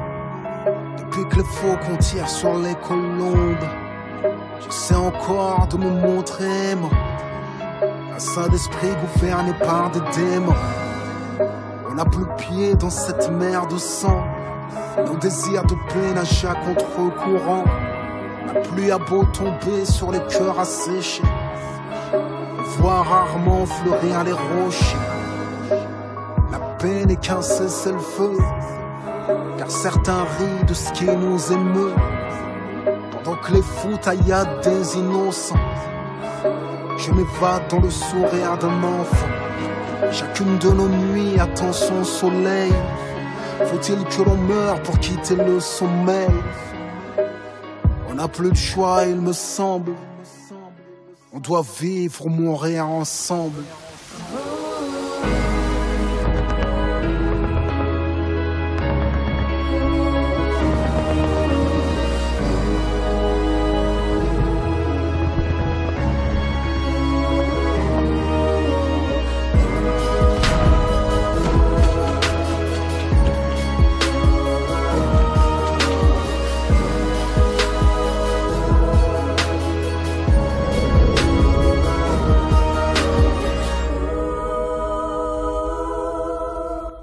Donc on part sur les gilets jaunes, GJ pour les intimes. Alors c'est vrai que les gilets jaunes, ça a été un mouvement totalement protéiforme avec des courants, des motivations différentes, voire des visions contradictoires. Est-ce que vous pensez que malgré tout il y avait un point commun, un fil rouge entre tous les GJ? Tu l'as dit, hein, c'est les gilets jaunes. Yes. Moi, j'ai mon ressenti dans les premières manifs, et peut-être même dans les premiers blocages au tout début, un truc que je trouvais vraiment cool, dans ces manifs sauvages du début où les gens parlaient facilement, c'était ce côté, le gilet jaune, ça efface les drapeaux. Et au début, il y avait quasiment pas de drapeaux, tu vois, les mecs qui arrivaient franchement avec leurs couleurs du genre syndicat ou France Insoumise ou AFN. Ouais, ils se faisaient un peu tège, et du coup, rapidement, t'avais des gens sans drapeau, et donc le mec qui était à côté de toi, tu savais pas de quel bord politique il était, donc tu parlais avec lui, éventuellement au bout de 20 minutes tu te rends compte que le mec en fait il est complètement pas du même bord que toi, mais je trouve que ça permettait à des gens qui ont les mêmes problèmes de se rendre compte, de parler ensemble et de se rendre compte que en fait ils sont pas dans les mêmes partis politiques, et je trouve que ça a vraiment mis en lumière ce côté, c'est pas normal qu'en fait on se retrouve divisé dans différents partis politiques alors qu'on a les mêmes problèmes et qu'on est majoritaire. Et je trouve que ça a rendu beaucoup de gens qui étaient peut-être très politisés ou très encartés dans les partis, peut-être plus apartisans, plus transverses, à se rendre compte que les partis qu'on avait étaient plutôt des partis d'opinion plutôt que des partis de classe, hein, qui défendent plus spécialement des gens, mais plutôt un agenda. Et j'ai adoré cette période où tu savais pas... tu parlais à quelqu'un et tu le voyais vraiment comme... ton prochain, tu parlais avant tout avec lui, tu t'avais pas d'a priori genre lui il est de tel truc ou lui il est de tel truc, et je trouve que ça crée de la fraternité. Ouais, et puis c'est vrai que le gilet, une fois que tu le mettais, c'était, je sais pas, les choses elles sont venues naturellement en fait. Au début du mouvement, c'était vraiment apolitique, religieux. On s'en foutait en fait. Au contraire, tu mettais le gilet, quand tu mettais le gilet, tu endossais une valeur humaine. Voilà, une valeur citoyenne, une valeur universelle en fait. Voilà, le droit de vivre dignement pour tout le monde. Et moi, je me rappelle, sur les points de blocage sur lesquels j'ai pu participer au début. Moi, j'ai connu des gars qui étaient d'extrême droite taper des barbecues avec des mecs qui étaient d'extrême gauche, ou avec des arabes, ou avec des blacks, ou avec... Tu vois ce que je veux dire ? Il y avait plus... en fait, tout ça, ça disparaissait. Ça a disparu quand on a commencé à porter le gilet jaune. Ça a disparu, en fait, la différence que avant on pouvait porter, c'est-à-dire la couleur de peau, la religion, le parti politique. Voilà, c'était des choses sur lesquelles on pouvait peut-être prêter attention et se dire, avec lui, je peux discuter, avec lui, je peux pas discuter. Et ça a enlevé tout ça, en fait, ça a inhibé un petit peu tous les préjugés de chacun. Et on s'est redécouvert. En tant qu'être humain, en tant que citoyen, on s'est redécouvert. Moi, quand j'y suis allé pour mes problèmes perso. Le lendemain, j'y allais plus pour moi. J'y allais pour les problèmes des autres. Parce que moi, quand je suis arrivé, j'avais mes problèmes. Je pensais que c'était la fin du monde. Et en fait, quand tu t'aperçois, tu discutes avec les citoyens. Ils ont des problèmes encore plus graves que les tiens. Donc est-ce que ça peut te faire en plus changer sur tes propres valeurs, tes propres convictions politiques plus institutionnelles, ou tu vois, le fait de penser à l'autre finalement ça te fait avoir tant qu'à la radio, à la télé, machin, quand on te pisse dessus et qu'on te dit il pleut, on te dit il pleut. Tu vois ce que je veux dire ? Mais à un moment donné, quand tu lèves la tête et que tu vois qu'il pleut pas et qu'on est vraiment en train de te pisser dessus, tu vois les choses différemment. Voilà, Donc la solution politique en mode traditionnel, c'était plus une solution. Non. Ah, mais c'est fondamental, non, ça. Carrément pas. C'est la politique aujourd'hui, c'est ce qui la politique a fait que le mouvement des Gilets jaunes est né. Voilà, ce mouvement citoyen, il est né à cause de cette politique, et pas forcément que la politique française. On parle de géopolitique, ça va beaucoup plus loin, je pense, pour moi. C'est tout un système mondial qui essaye de prendre le pas sur les peuples. Et je suis bien content de voir que les peuples, un peu partout dans le monde, ça résiste. Donc oui, c'est vrai, on a beaucoup écrit sur les Gilets jaunes, on a beaucoup même théorisé, philosophé. Je vous balance quelques idées en fait qui ont pu être écrites, et vous réagissez ou pas, vous me dites si ça vous inspire.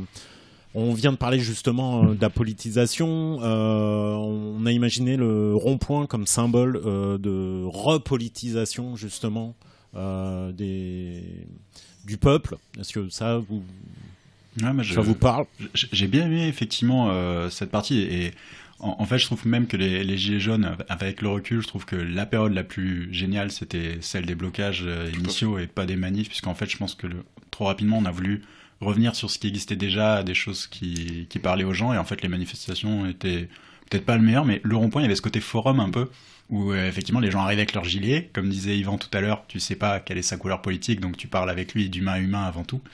Et un des ronds-points qu'il y avait à côté de chez mes parents là, les mecs c'était en mode ils bloquaient pas vraiment, genre ils arrêtaient les voitures et puis ils parlaient un peu du sujet, ils tapaient la discute 10 minutes, voilà, bon ça c'est un peu les problèmes qui se sont pensés, tout ça, et puis après ils te laissaient passer, et c'était hyper détendu, et ça faisait, je trouve, forum citoyen, et je trouve qu'effectivement c'est un bon symbole, le rond-point. Alors moi je reviendrai juste sur le fait que je pense pas que ce soit nous qui avons voulu lâcher les ronds-points, on s'est fait dégager des ronds-points. Parce que tu comprends bien que 7 jours sur 7 mobiliser les forces de l'ordre et pour pouvoir gérer une population sur toutes les routes de France, c'est compliqué. Voilà, donc petit à petit, ils ont engagé la violence de plus en plus sur les ronds-points, à nous faire dégager, à arriver en force, ce qui a découragé quand même beaucoup de monde. Hein. Et puis en fait, de 7 jours sur 7, on est passé à 5 jours, à 4 jours, à 3 jours, et puis après, c'est beaucoup plus simple de ramener tout le monde sur un lieu, d'une manifestation par exemple, voilà, tout le monde là, et au moins on peut mettre tous les effectifs nécessaires sur ce lieu-là.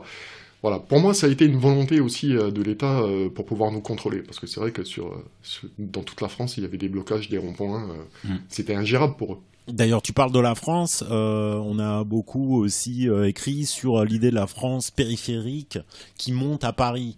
Là, Yvan, toi, tu as parlé de Montpellier, David de Bordeaux. Donc voilà, c'est aussi les régions, les provinces, voire les campagnes qui deviennent visibles. La France, c'est pas pareil. Hein.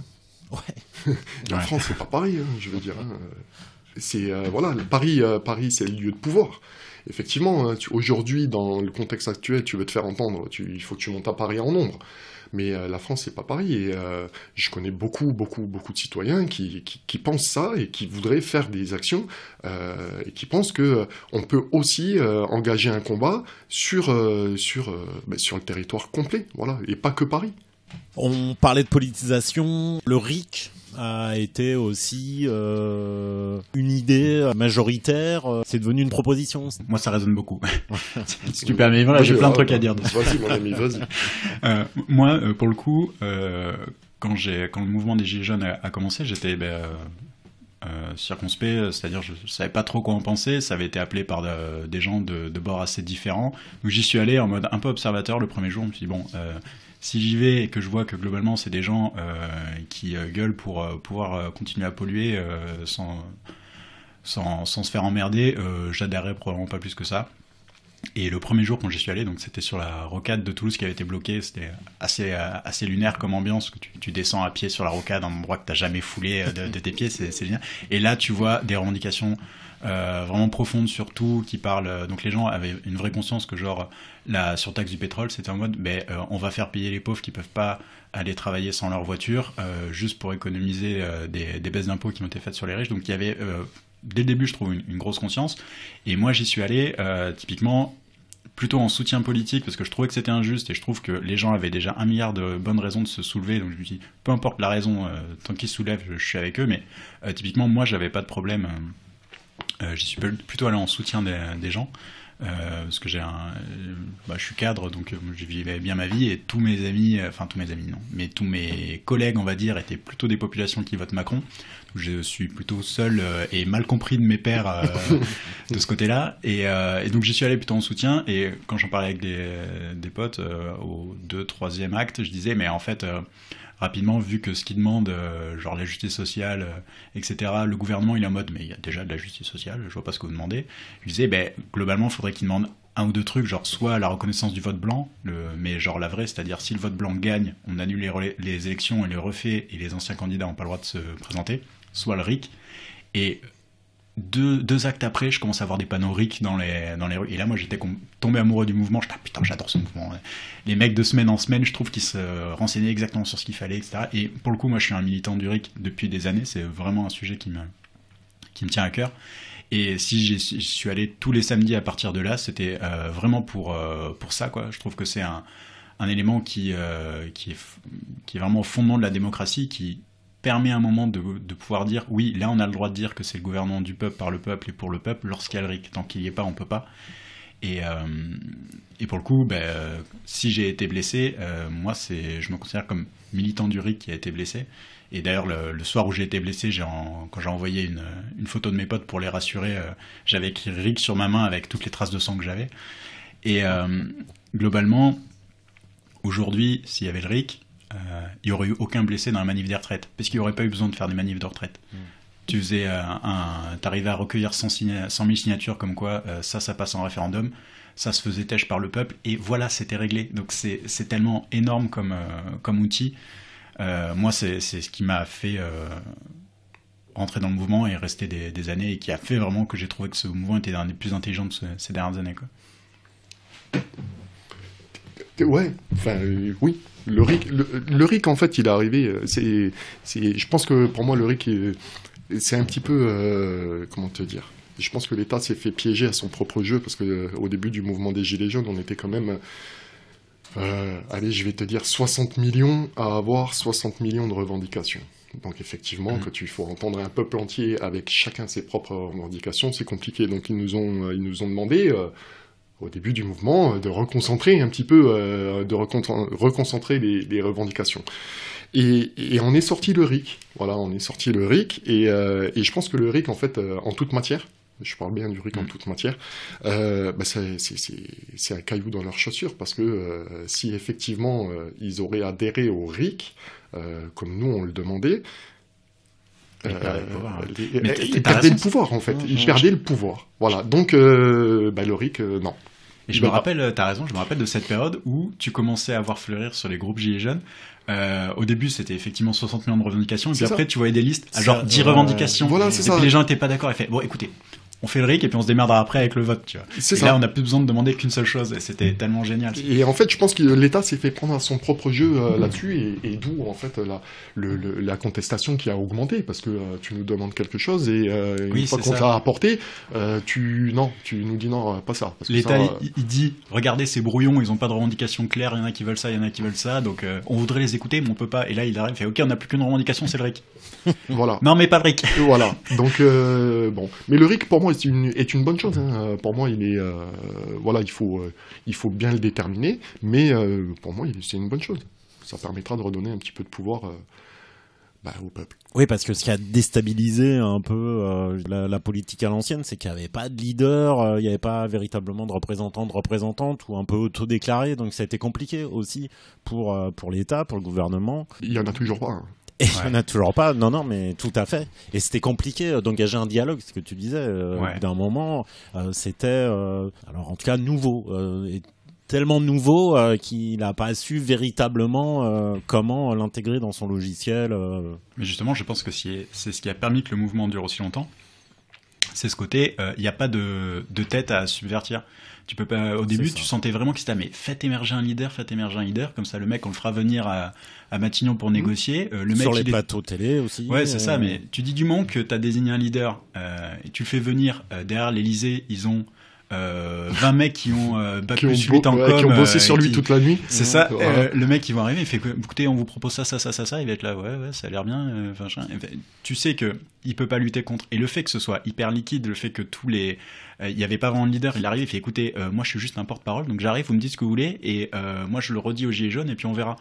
Et ils étaient là, mais non, mais faut que vous puissiez engager des choses et tout. Et le fait qu'effectivement, il ne trouve pas de prise, il n'y avait pas de moment par lequel il pouvait attraper le mouvement, il n'y avait pas de tête par lesquelles le paralyser, comme c'est un peu le cas avec les syndicats. Le syndicat, c'est si à un moment tu arrives à à convaincre la tête syndicale que voilà, on négocie ça, t'es d'accord, les syndicats ils vont dire bon c'est bon, on a obtenu ce qu'on voulait. N'importe quelle corporation. Hein, voilà. Si tu paralyses la tête, c'est bon, t'as paralysé tout le corps. Et là, ils pouvaient pas. Et ça, c'était vraiment génial.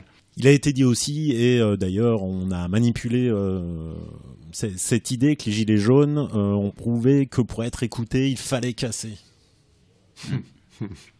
Mais effectivement, hein, l'air de rien, mais c'est de la responsabilité du gouvernement. Je suis vraiment d'accord avec ce côté. Je pense qu'il y a eu un vrai changement de paradigme quand il y a eu les premières, on va dire, les premières approches sarkozystes. Bon, il y a 1 million de personnes dans la rue, ouais, mais il y a 64 millions qui y sont pas. Tu fais, ah oui, ça veut dire que dans ce cas-là, il y aura plus jamais de manifestation qui a un sens, tu vois. C'est ça. Et du moment que tu fais ça, tu fais, si le fait de parler dans la rue, ça permet pas d'être écouté, ça veut dire qu'il faut taper là où ça fait mal. Et malheureusement, tu fais, nous, on voudrait bien pas casser, mais les seuls moments où vous parlez de nous et où vous lâchez des trucs, c'est quand il y a des choses qui sont cassées. Donc moi, au début, je suis arrivé... Donc pour ceux qui me voient pas, j'ai pas une grosse tête de casseur dans le sens que je suis le stéréotype un peu l'homme blanc de 30 ans en bonne santé, hétéro, cis, tout ça, machin. Le cliché, je suis arrivé, moi j'étais là, la police avec nous, enfin là, tous les... J'ai jamais rien envoyé, j'ai même pas envoyé une bouteille sur un flic, j'ai jamais rien fait. Je suis pas... Enfin, j'ai pas un tempérament violent, mais au début, quand je voyais les mecs casser, j'étais non, arrêtez, ça fait une mauvaise image du mouvement et tout. Puis à la fin, tu fais au final, s'ils ont lâché les trucs, c'est que parce que c'est cassé. Et en fait, je trouve même que c'est pas tant la casse physique, parce que voilà, quand on casse les banques ou on va dire les assets, les actifs des sponsors de Macron, ça avait fait sûrement chier. Mais le moment où t'as senti tout le monde sur les plateaux qui était complètement en mode est-ce que vous condamnez la violence, est-ce que vous condamnez la violence? Ce que je trouve vraiment important, c'est ce côté. T'as l'impression que la classe politique se voit vraiment comme l'élite. Voilà, on a compris les trucs, le peuple, c'est les pouilleux. Ils se voient limite comme pas des gens comme nous. Et pouvoir se faire rappeler un moment qu'ils sont faits de chair et de sang et que s'ils se prennent un coup de poing dans la gueule un jour, ça leur fera aussi mal que n'importe quel Français. Ils aiment pas ça. Et ce côté, je trouve qu'à un moment, ils ont dû sentir que... le jour où ils auront plus de mandat et qu'ils auront plus 3 policiers avec eux et qu'ils iront au supermarché chercher leurs courses, ils pourraient se prendre des mandales dans la gueule. Et je pense que ça, ils aiment pas du tout. Et c'est vraiment là où tu as l'impression que tous les hommes politiques qui, quel que soit leur parti, etc., tu sens bien que quand à un moment tu commences à toucher à leur intégrité physique, là tous ils font corps et ils se rappellent qu'ils sont de la même équipe, etc. Et tu sens que là, les partis politiques, tu pourras jamais leur faire confiance au-delà d'un certain point parce qu'ils se sentent tous dans la même équipe par rapport à ça. Donc je dirais que oui, ils ont... montrer que de toute façon, s'il n'y a pas de casse, on ne parle pas du mouvement. Mais ça, c'est leur choix, j'ai envie de dire. Arrêtez de nous montrer que vous ne nous prenez pas en compte s'il n'y a pas de casse. Mais même, j'ai envie de dire, le moment où il y avait eu, je crois que c'est le truc de Benjamin Griveaux, là où ils étaient rentrés au Transpalette.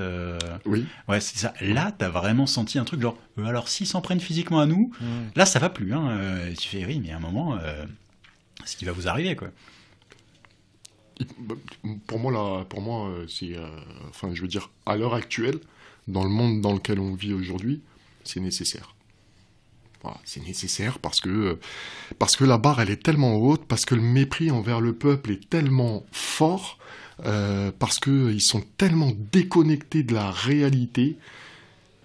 Mais parce qu'ils le rendent nécessaire. En fait, si, comme il disait Coluche, hein, si tu remues pas la merde en bas, ils la sentiront pas en haut. Voilà. Et moi, je pense que la merde, il faut vraiment, vraiment la secouer. Voilà. Aujourd'hui, je suis désolé, hein, ça va peut-être m'attirer des problèmes ou pas, je m'en fous, je les assume. Mais il faut qu'on passe la deuxième. Faut qu'on passe la deuxième. En tout cas, je pense qu'effectivement, le pouvoir a eu peur à un moment donné.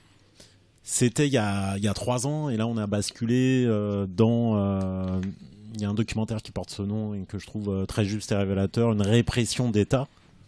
Et c'est intéressant parce qu'il faut voir ce qui va se passer à ce moment-là contre le mouvement des Gilets jaunes et ce qui se passe actuellement contre un mouvement populaire contre la réforme des retraites. Je vous fais écouter un son de l'époque qui est très révélateur de l'idéologie du moment et de l'idéologie de maintenant. Écoutez ça avec attention. À 4, pour nous, il y a 2 interrogations sur l'effet du maintien de l'ordre, enfin la gestion du maintien de l'ordre sur l'exercice des libertés fondamentales.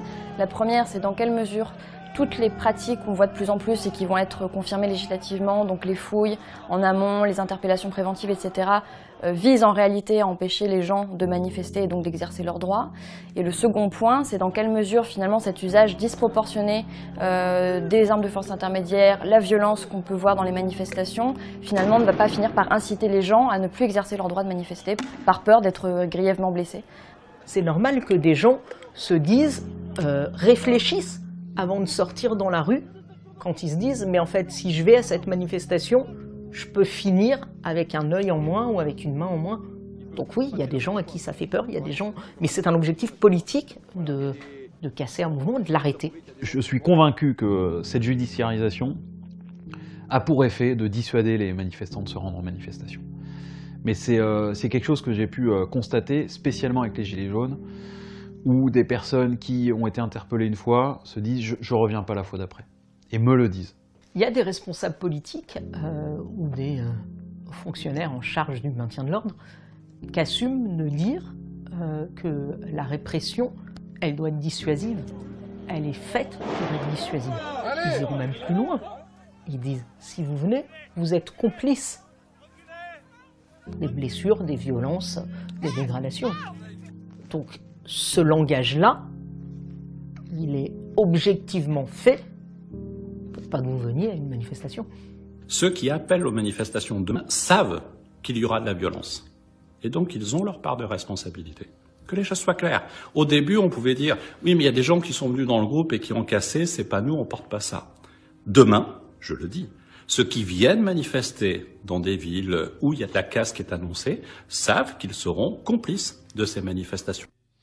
Donc j'ai volontairement laissé Castaner, qui est le Darmanin de l'époque en fait, qui utilise strictement le même langage en fait. Alors lui il dément évidemment toute violence policière. C'était il y a 3 ans. Je pense que c'est resté aussi dans les imaginaires de lutte. L'impression que le monde politique connaît cette histoire et s'en sert complètement actuellement, la manipule, compte aussi sur cette espèce d'oubli un peu collectif, et c'est totalement la stratégie utilisée par le gouvernement actuellement, faire peur, alors là en l'occurrence marquer les corps, et surtout faire en sorte que les gens ne viennent plus contester, ne viennent plus manifester. Ah ouais, mais c'est complètement le cas. Alors, j'ai envie de te dire, ils se sont fait un peu la main avec les Gilets jaunes.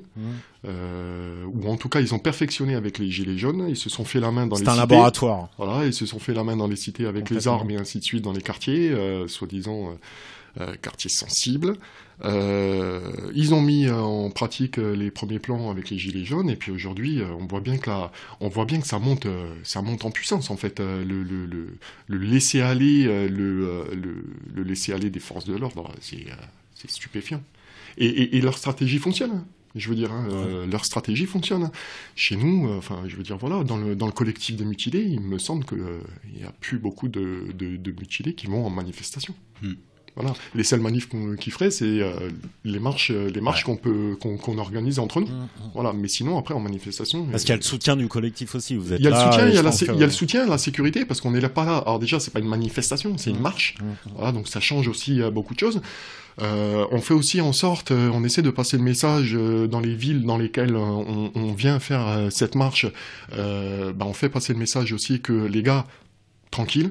Voilà, ok, on a un problème avec la police, ok, on a un problème avec la justice, ok, on a un problème avec ce gouvernement, mais attention, les mutilés qui vont venir pendant cette marche, c'est peut-être leur seule sortie de l'année.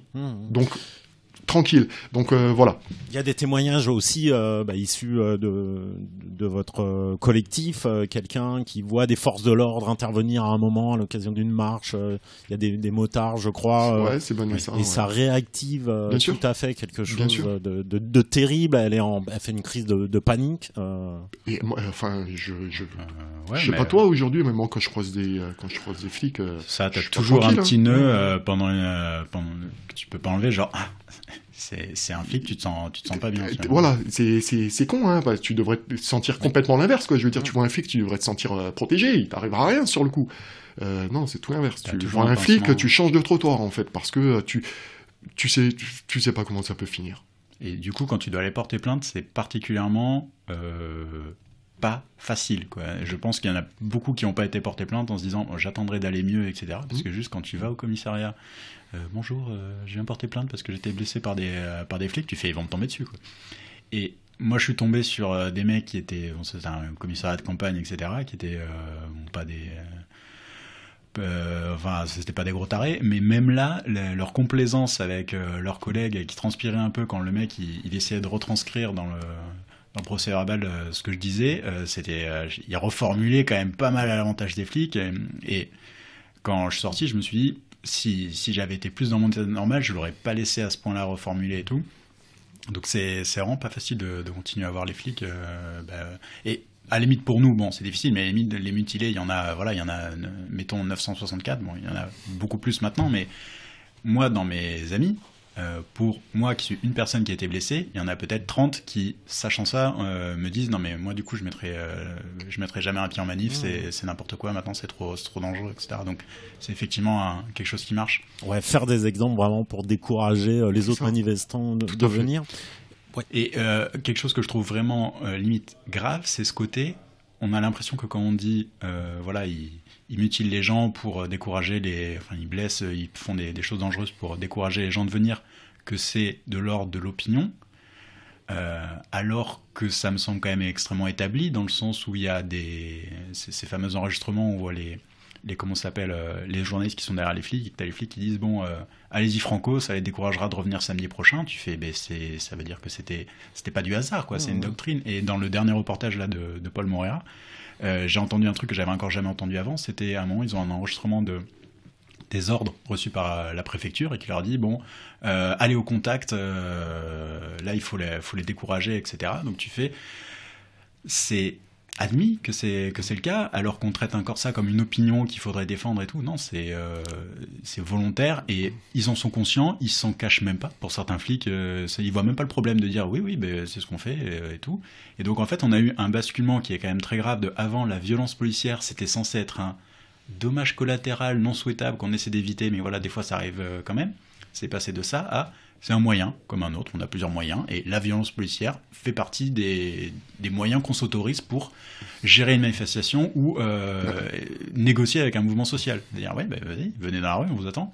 Regarde des images sur Toulouse, je veux dire sur le Capitole, où c'était des images qui étaient passées, où le fonctionnaire de police qui était derrière l'écran qui disait mais putain, mais tirez-leur dessus. On en est arrivé là. Voilà. Et là, c'était pas au LBD qui demandait de tirer. C'était avec l'arme de service.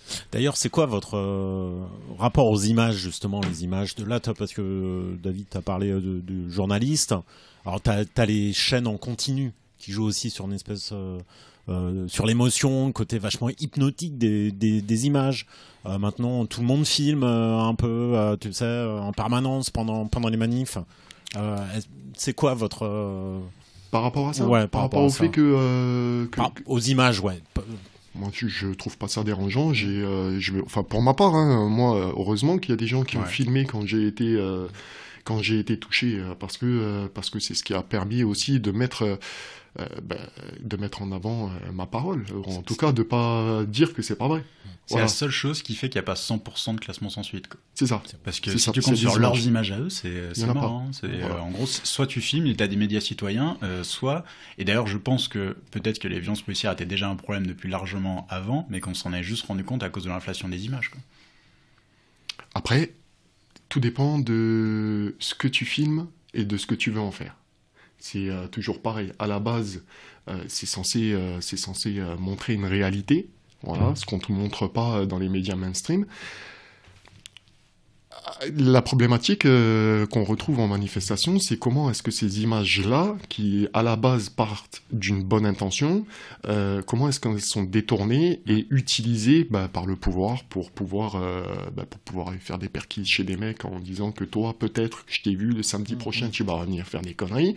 Voilà, c'est une problématique aujourd'hui. Ça peut être une problématique parce que il y a tellement les gens, certaines personnes prennent tellement de risques. Voilà.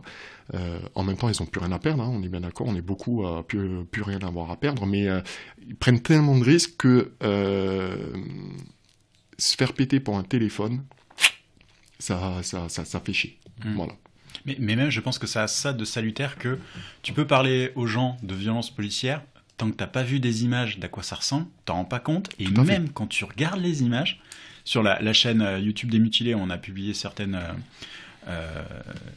best-of, on va dire, quand je les regarde, j'ai encore du mal, bon, déjà à pas détourner le regard, parce qu'il y a des moments où les mecs ils sont près des handicapés, ils sont à 3 sur une femme, mère de famille, tu fais ça n'importe quoi, mais des fois t'as même du...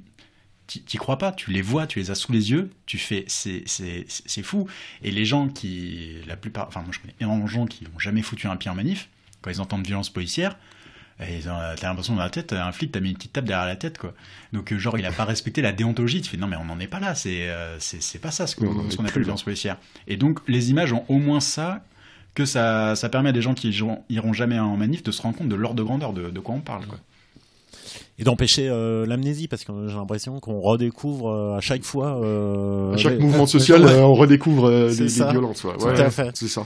Moi, je vous cache pas que ça m'énerve à chaque fois. Je me rappelle de Marion Cotillard, quand il y avait les manifestants pro-climat qui s'étaient fait gazer alors qu'ils étaient tous assis, non violents, etc. Et puis les mecs les gazaient gratos.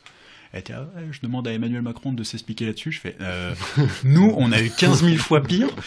Et t'as l'impression que dans la tête de tout le monde, malheureusement, c'est admis aujourd'hui que les gilets jaunes étaient violents. Et donc, tous ceux qui ont été blessés l'ont été parce qu'ils étaient violents. Alors que des mecs qui faisaient absolument rien, qui marchaient, qui avaient rien demandé et tout, qui sont fait arracher une main ou un œil, il y en a eu, quoi. Donc... ça m'énerve un peu moi aussi à chaque fois. Chez nous, quand je dis chez nous, en tout cas, les mutilés qui sont dans le collectif, on en a une dizaine qui ont perdu un œil. Voilà, donc on a déjà 10 qui ont perdu un œil, 1 qui a eu une main arrachée, 2 qui ont 3 mains touchées. Je parle de bouche et de tête, voilà, c'est un ensemble, hein, le nez, la tête, les cervicales, voilà, on est à plus d'une dizaine aussi. Au niveau des jambes, on en a 2 qui ont été touchés sévèrement.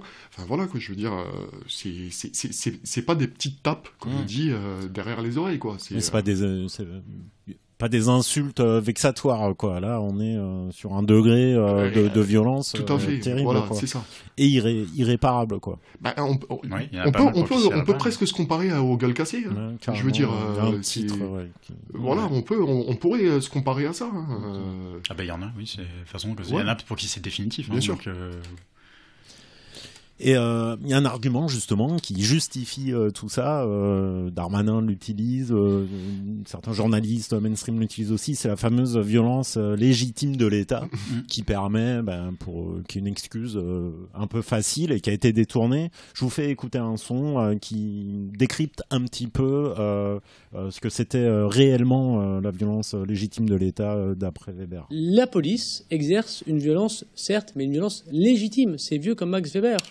Conceptualisée par le sociologue allemand en 1919, la violence légitime de l'État de Max Weber a été détournée de son sens originel. Explication.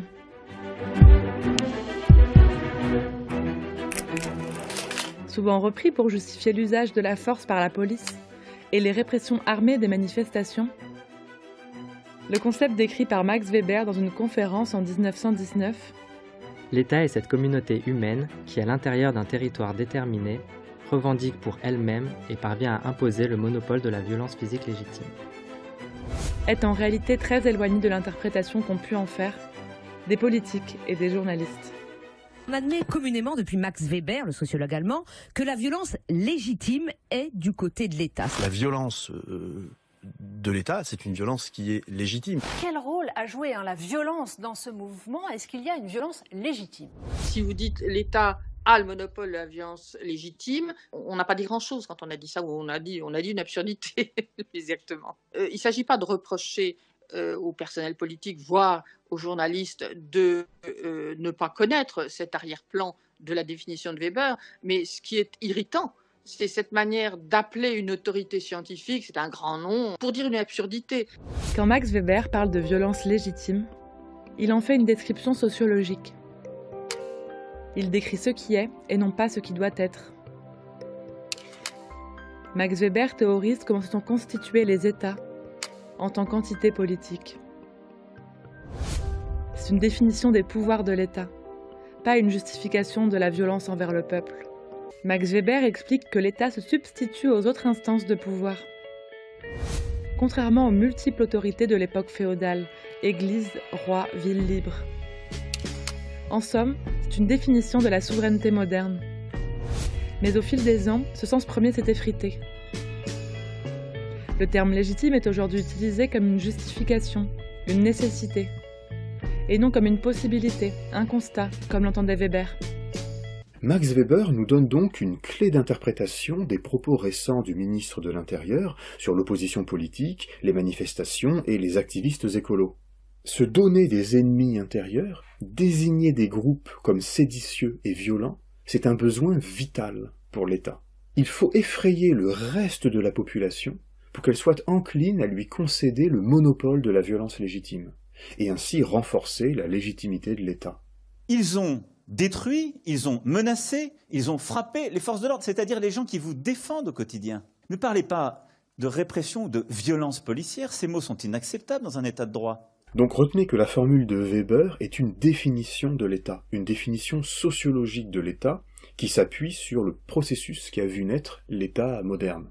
Weber ne se demande pas si la violence de l'État est légitime, mais comment il s'y prend pour que ses citoyens continuent à croire qu'elle l'est.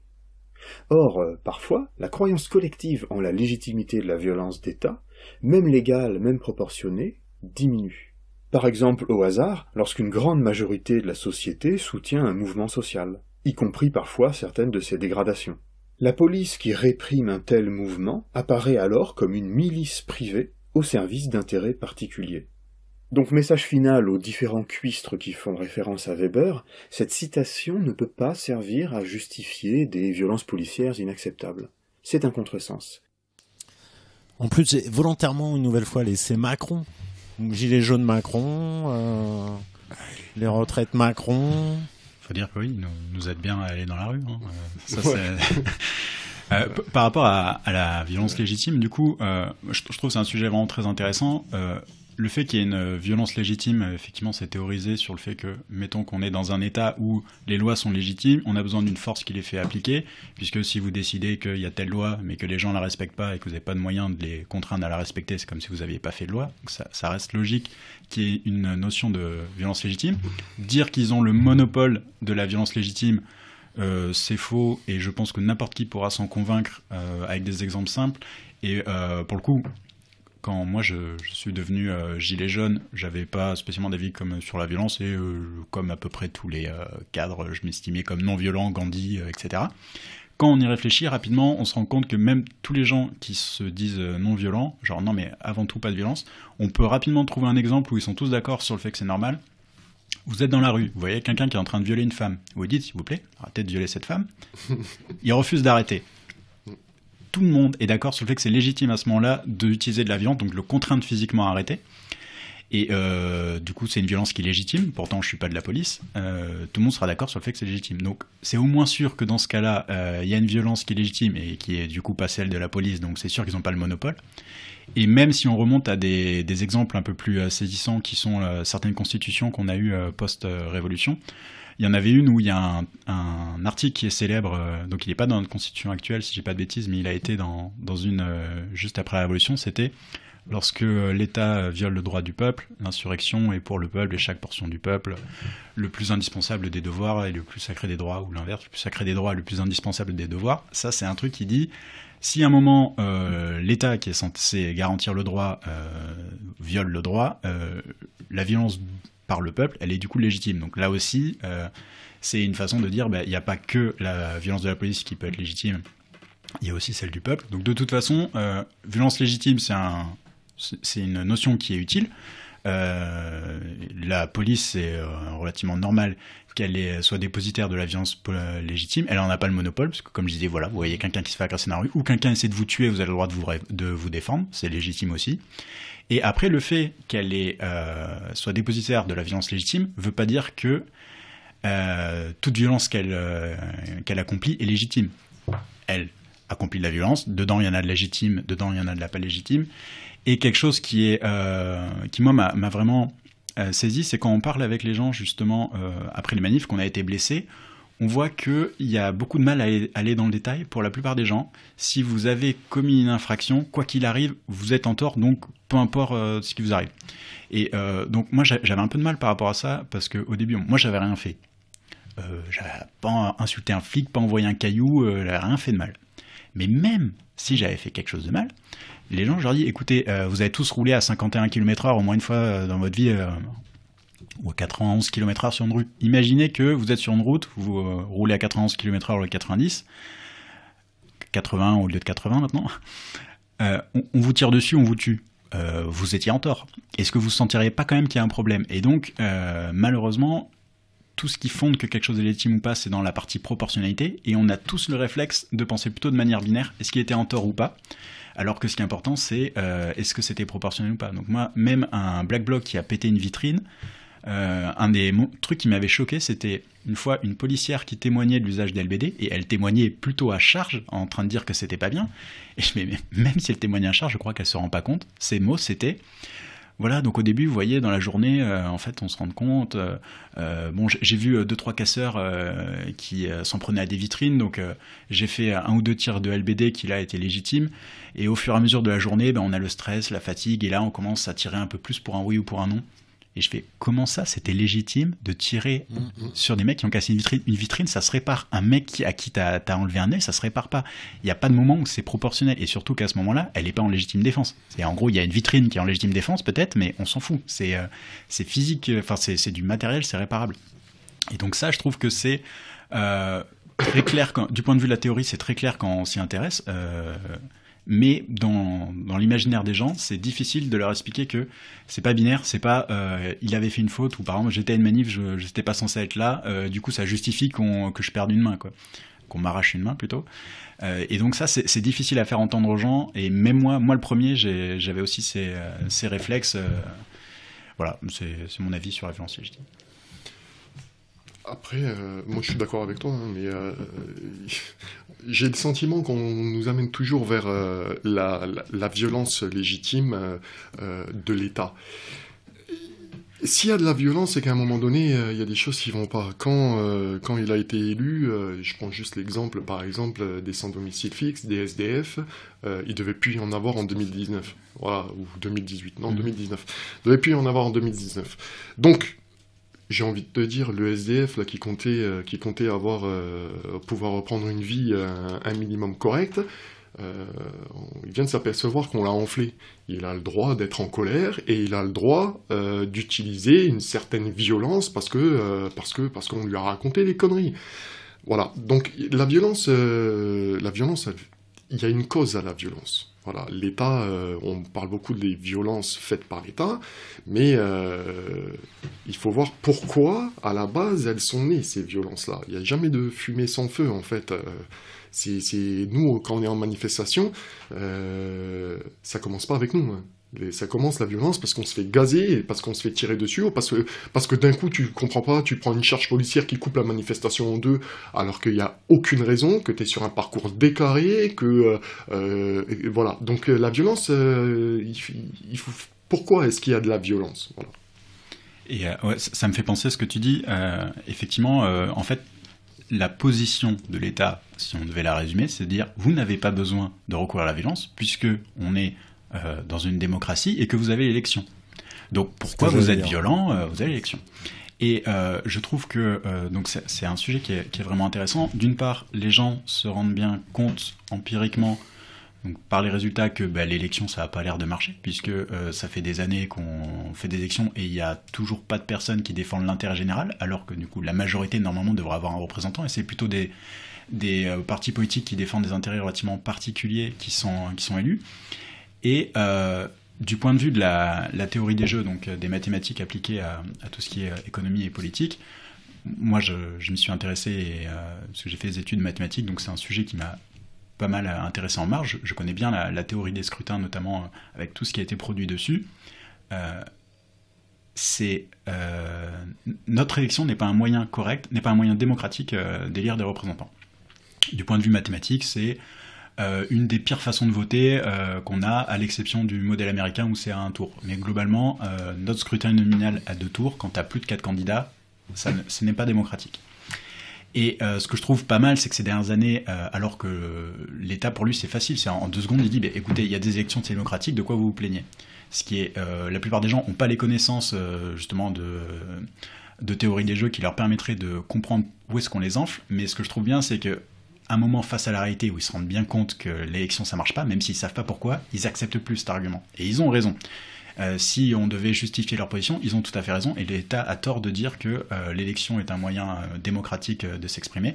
Il y a des méthodes de scrutin qui sont quasiment toutes mieux que ce qu'on a, en tout cas la note n'est pas démocratique, c'est sûr. Et du coup, comme eux ils disent, écoutez, vous n'avez pas besoin de violence, vous n'avez pas besoin de manifester, il y a les élections, on est en démocratie, etc. Si vous voulez vous plaindre, vous utilisez les élections pour le faire. Les gens disent, les élections, ça ne nous permet pas de nous plaindre ou de revendiquer, etc. Et bien ils ont raison. En tout cas, ils savent pas pourquoi, mais du point de vue scientifique, la science est dans votre sens. Vous avez raison de considérer que ça ne marche pas. On peut faire confiance en la science, là. Non, mais parce que c'est représentatif. Donc tu fais confiance en une personne qui va voter des lois en ton nom, alors qu'au bout d'un moment, toi, tu disparais du processus totalement, quoi. Ça, nous ne votons pas les lois, nous représentons les votes. Ouais, alors que tu ne devrais pas disparaître. Exactement, tout à fait. Puisque tu es la base, quand même. Exactement, tout à fait. Donc, mais après, c'est un système aussi, hein. C'est un système qui dure depuis des décennies. Ouais. Je veux dire, c'est du formatage. On nous emmène, on nous a amené tout doucement les générations précédentes dans ce genre d'état de conscience où, voilà, comment ça, il fallait voter. Et si vous n'avez pas voté, c'est que vous ne devez pas vous plaindre. Ou alors, si tu n'es plus d'accord, t'attends dans 5 ans et tu revotes dans 5 ans. Voilà, on nous a amené.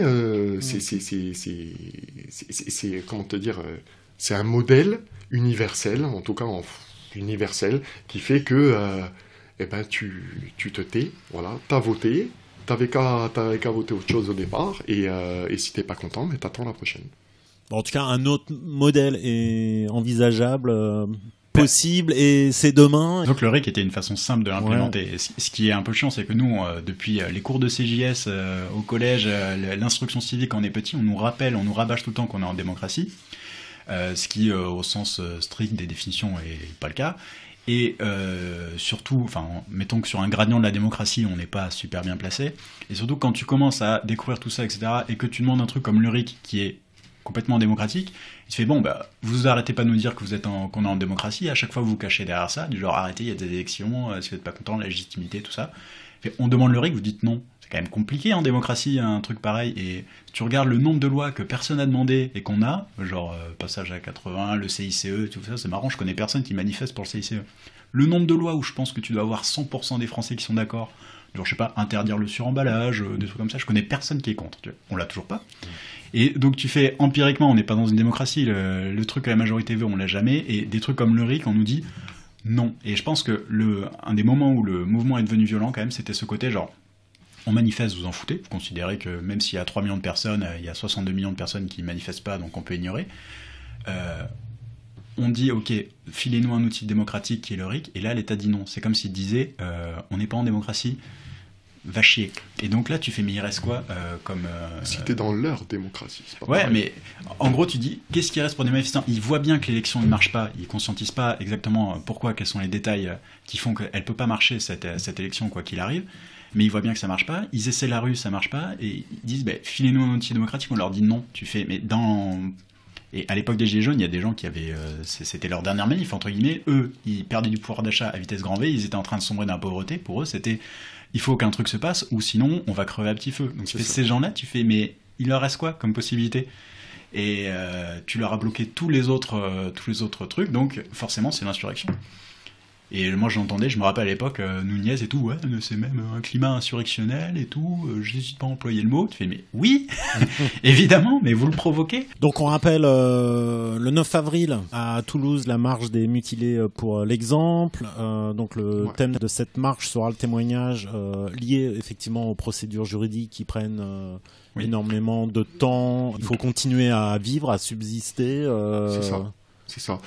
Ça, et puis pour dénoncer un petit peu la lenteur ou la lenteur de la justice et l'incompréhension de certains verdicts, voilà, comme David qui a perdu un œil le 16 mars, si je dis pas de bêtises, 2019, sur les Champs-Élysées, et qui a un non-lieu.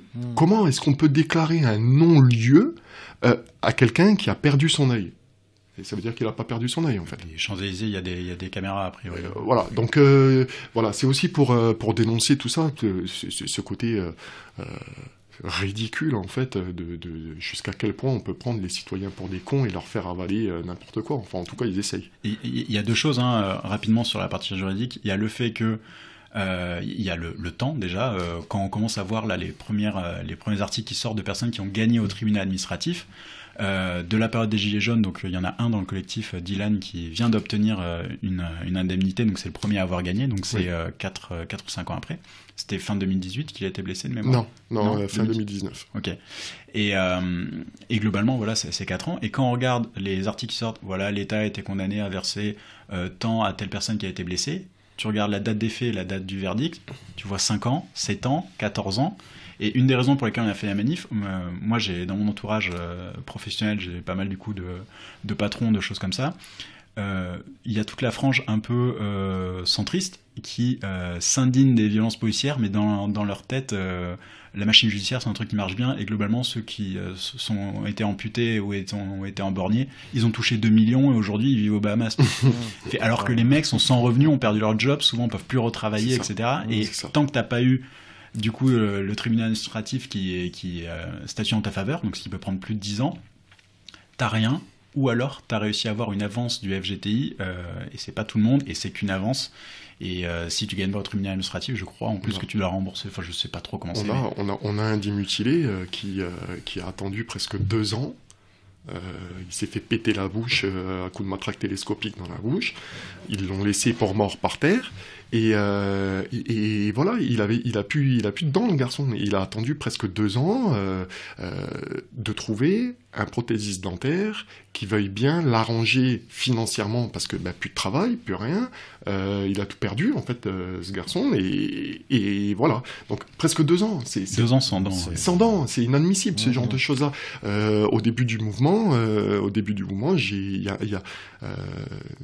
je vais pas donner son prénom, mais il y a eu un blessé qui est sur la région parisienne, me semble-t-il, et je crois qu'il habite là-bas, où le gars, il a eu un LBD dans la bouche, fracture complète du palais supérieur, fracture complète de la mâchoire en bas, plus de dents.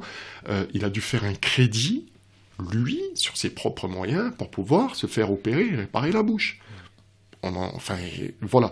Donc, quand on dénonce dans la manifestation de dimanche, par exemple, c'est aussi ce qu'on dénonce. On dénonce pas le fait qu'on n'a pas touché d'argent.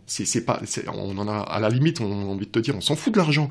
Mais c'est pour te donner une idée de ce qu'il y a derrière, en fait, où tu es obligé de faire des crédits pour pouvoir te réparer tes dents, où tu es obligé d'attendre 2 ans et tu manges de la soupe pendant 2 ans parce que, encore une fois, t'es pas pris en charge et t'es pas reconnu. On en revient aussi à la reconnaissance. Ouais, voilà, tu vois ce que je veux dire? On en revient à la reconnaissance. Alors, c'est vrai que on a des cagnottes. Alors pour certains c'est un petit peu mal vu, pour d'autres c'est comme ça. N'empêche que ces cagnottes-là, elles ont permis à nombre d'entre nous de payer des soins, de payer des avocats, parce que ça aussi, il y a le côté judiciaire et c'est pas donné. Voilà, c'est pas de l'argent comme il disait, on n'a pas pris 2 millions et on vit pas aux Bahamas, rien à voir avec ça. Et voilà. Et aujourd'hui, nous sur la manifestation de dimanche, on part dans ce sens-là. Alors on a ouvert une cagnotte, il y a une cagnotte qui a été ouverte justement à l'occasion de l'événement de dimanche. Vous la retrouverez sur la page des mutilés pour l'exemple. Okay. Sur notre site web, voilà, aussi, sur le site web pour exemple.fr. Voilà, donc faut savoir que si les dons qui sont faits par les citoyens ou par peu importe quoi, par qui, voilà, c'est essentiellement pour les frais médicaux, pour les frais juridiques, et aussi, mine de rien, pour les organisations de l'événement. Voilà, parce que il faut compter, enfin voilà, une manifestation... Pour les marches, pour que les personnes n'oublient pas et que ça reste voilà, un sujet. Et ça reste un sujet, voilà, parce que nous, aujourd'hui, on reste des simples citoyens, on n'a pas forcément l'argent de mettre 200 ou 300 euros dans un billet de train pour aller à une manifestation. Donc aujourd'hui aussi, voilà, le collectif prend en charge le transport et l'hébergement des différents mutilés. Et voilà, donc la cagnotte, elle est aussi là pour ça. Et en règle générale, c'est sur ces trois, elle sert à ces trois choses. Okay. L'organisation, les soins médicaux et la gestion. Voilà, c'est ça. Bon, tiens, c'est une marche, donc tranquille. Ça départ de Jean Jaurès, je pense qu'on va se mettre sur les Ramblas, là où il y a un peu de place, il y aura des prises de parole. A priori, je pense qu'on va partir entre 14h30 et 15h, et ensuite on descend vers Grand Rond, et on suit la rue du Palais de Justice, on traverse le pont, et puis on finit en bas de la prairie des Filtres. Okay. Yvan, David, vous souhaitez rajouter quelque chose ? Profiter de l'antenne. Peut-être, ouais, rapidement, juste dire à ce propos, par rapport au thème juridique, que avant qu'il y ait une décision juridique, les gens ont un peu leur vie sur pause, et que mettre sa vie sur pause 10 ans, 7 ans, 14 ans, c'est vraiment compliqué. Dylan, qui a obtenu justice, donc il a 18 ans, il a perdu un œil, il a eu 60 000 euros. Mettre sa vie sur pause 10 ans pour ça, en plus de ça, l'indemnisation, elle semble dérisoire par rapport à la perte de capacité qu'il y a, quoi. Ouais, moi j'ai envie de vous dire, venez tous dimanche. Ouais, venez tous dimanche. Voilà, j'ai envie de vous dire, venez tous dimanche. Si vous avez peur généralement des manifestations, sachez que dimanche, ça sera calme, très très calme. Au contraire, ça sera une après-midi où l'échange et le dialogue seront mis en avant. Ça sera une après-midi où on va pouvoir échanger avec certaines personnes, donc n'ayez pas peur de venir en manifestation dimanche, il vous arrivera rien. La manifestation est déclarée. La manifestation est déclarée. Voilà, et puis j'ai envie de vous dire, lâchez rien. Voilà, lâchez rien, parce qu'à un moment donné, on sait très bien que plus il y a de violence de leur côté, plus ils sont au pied du mur, et que la violence est de plus en plus forte, c'est parce qu'ils ont de plus en plus peur. Donc lâchons rien, malheureusement il y a des gens comme nous qui avons été blessés, il y en aura encore certainement d'autres, et on fait tout pour que ça n'arrive pas, mais on peut pas rester comme ça. Donc j'invite tout le monde à venir dimanche, à venir échanger avec nous, et puis à ne pas lâcher ce gouvernement. Carrément, écoute, merci Yvan David, merci, bon courage, ouais, bonne reconstruction. Merci. Écoute, on y est. On se voit dimanche, ouais. Et puis à bientôt. À bientôt. Et merci une nouvelle fois. Ouais. Merci à tous.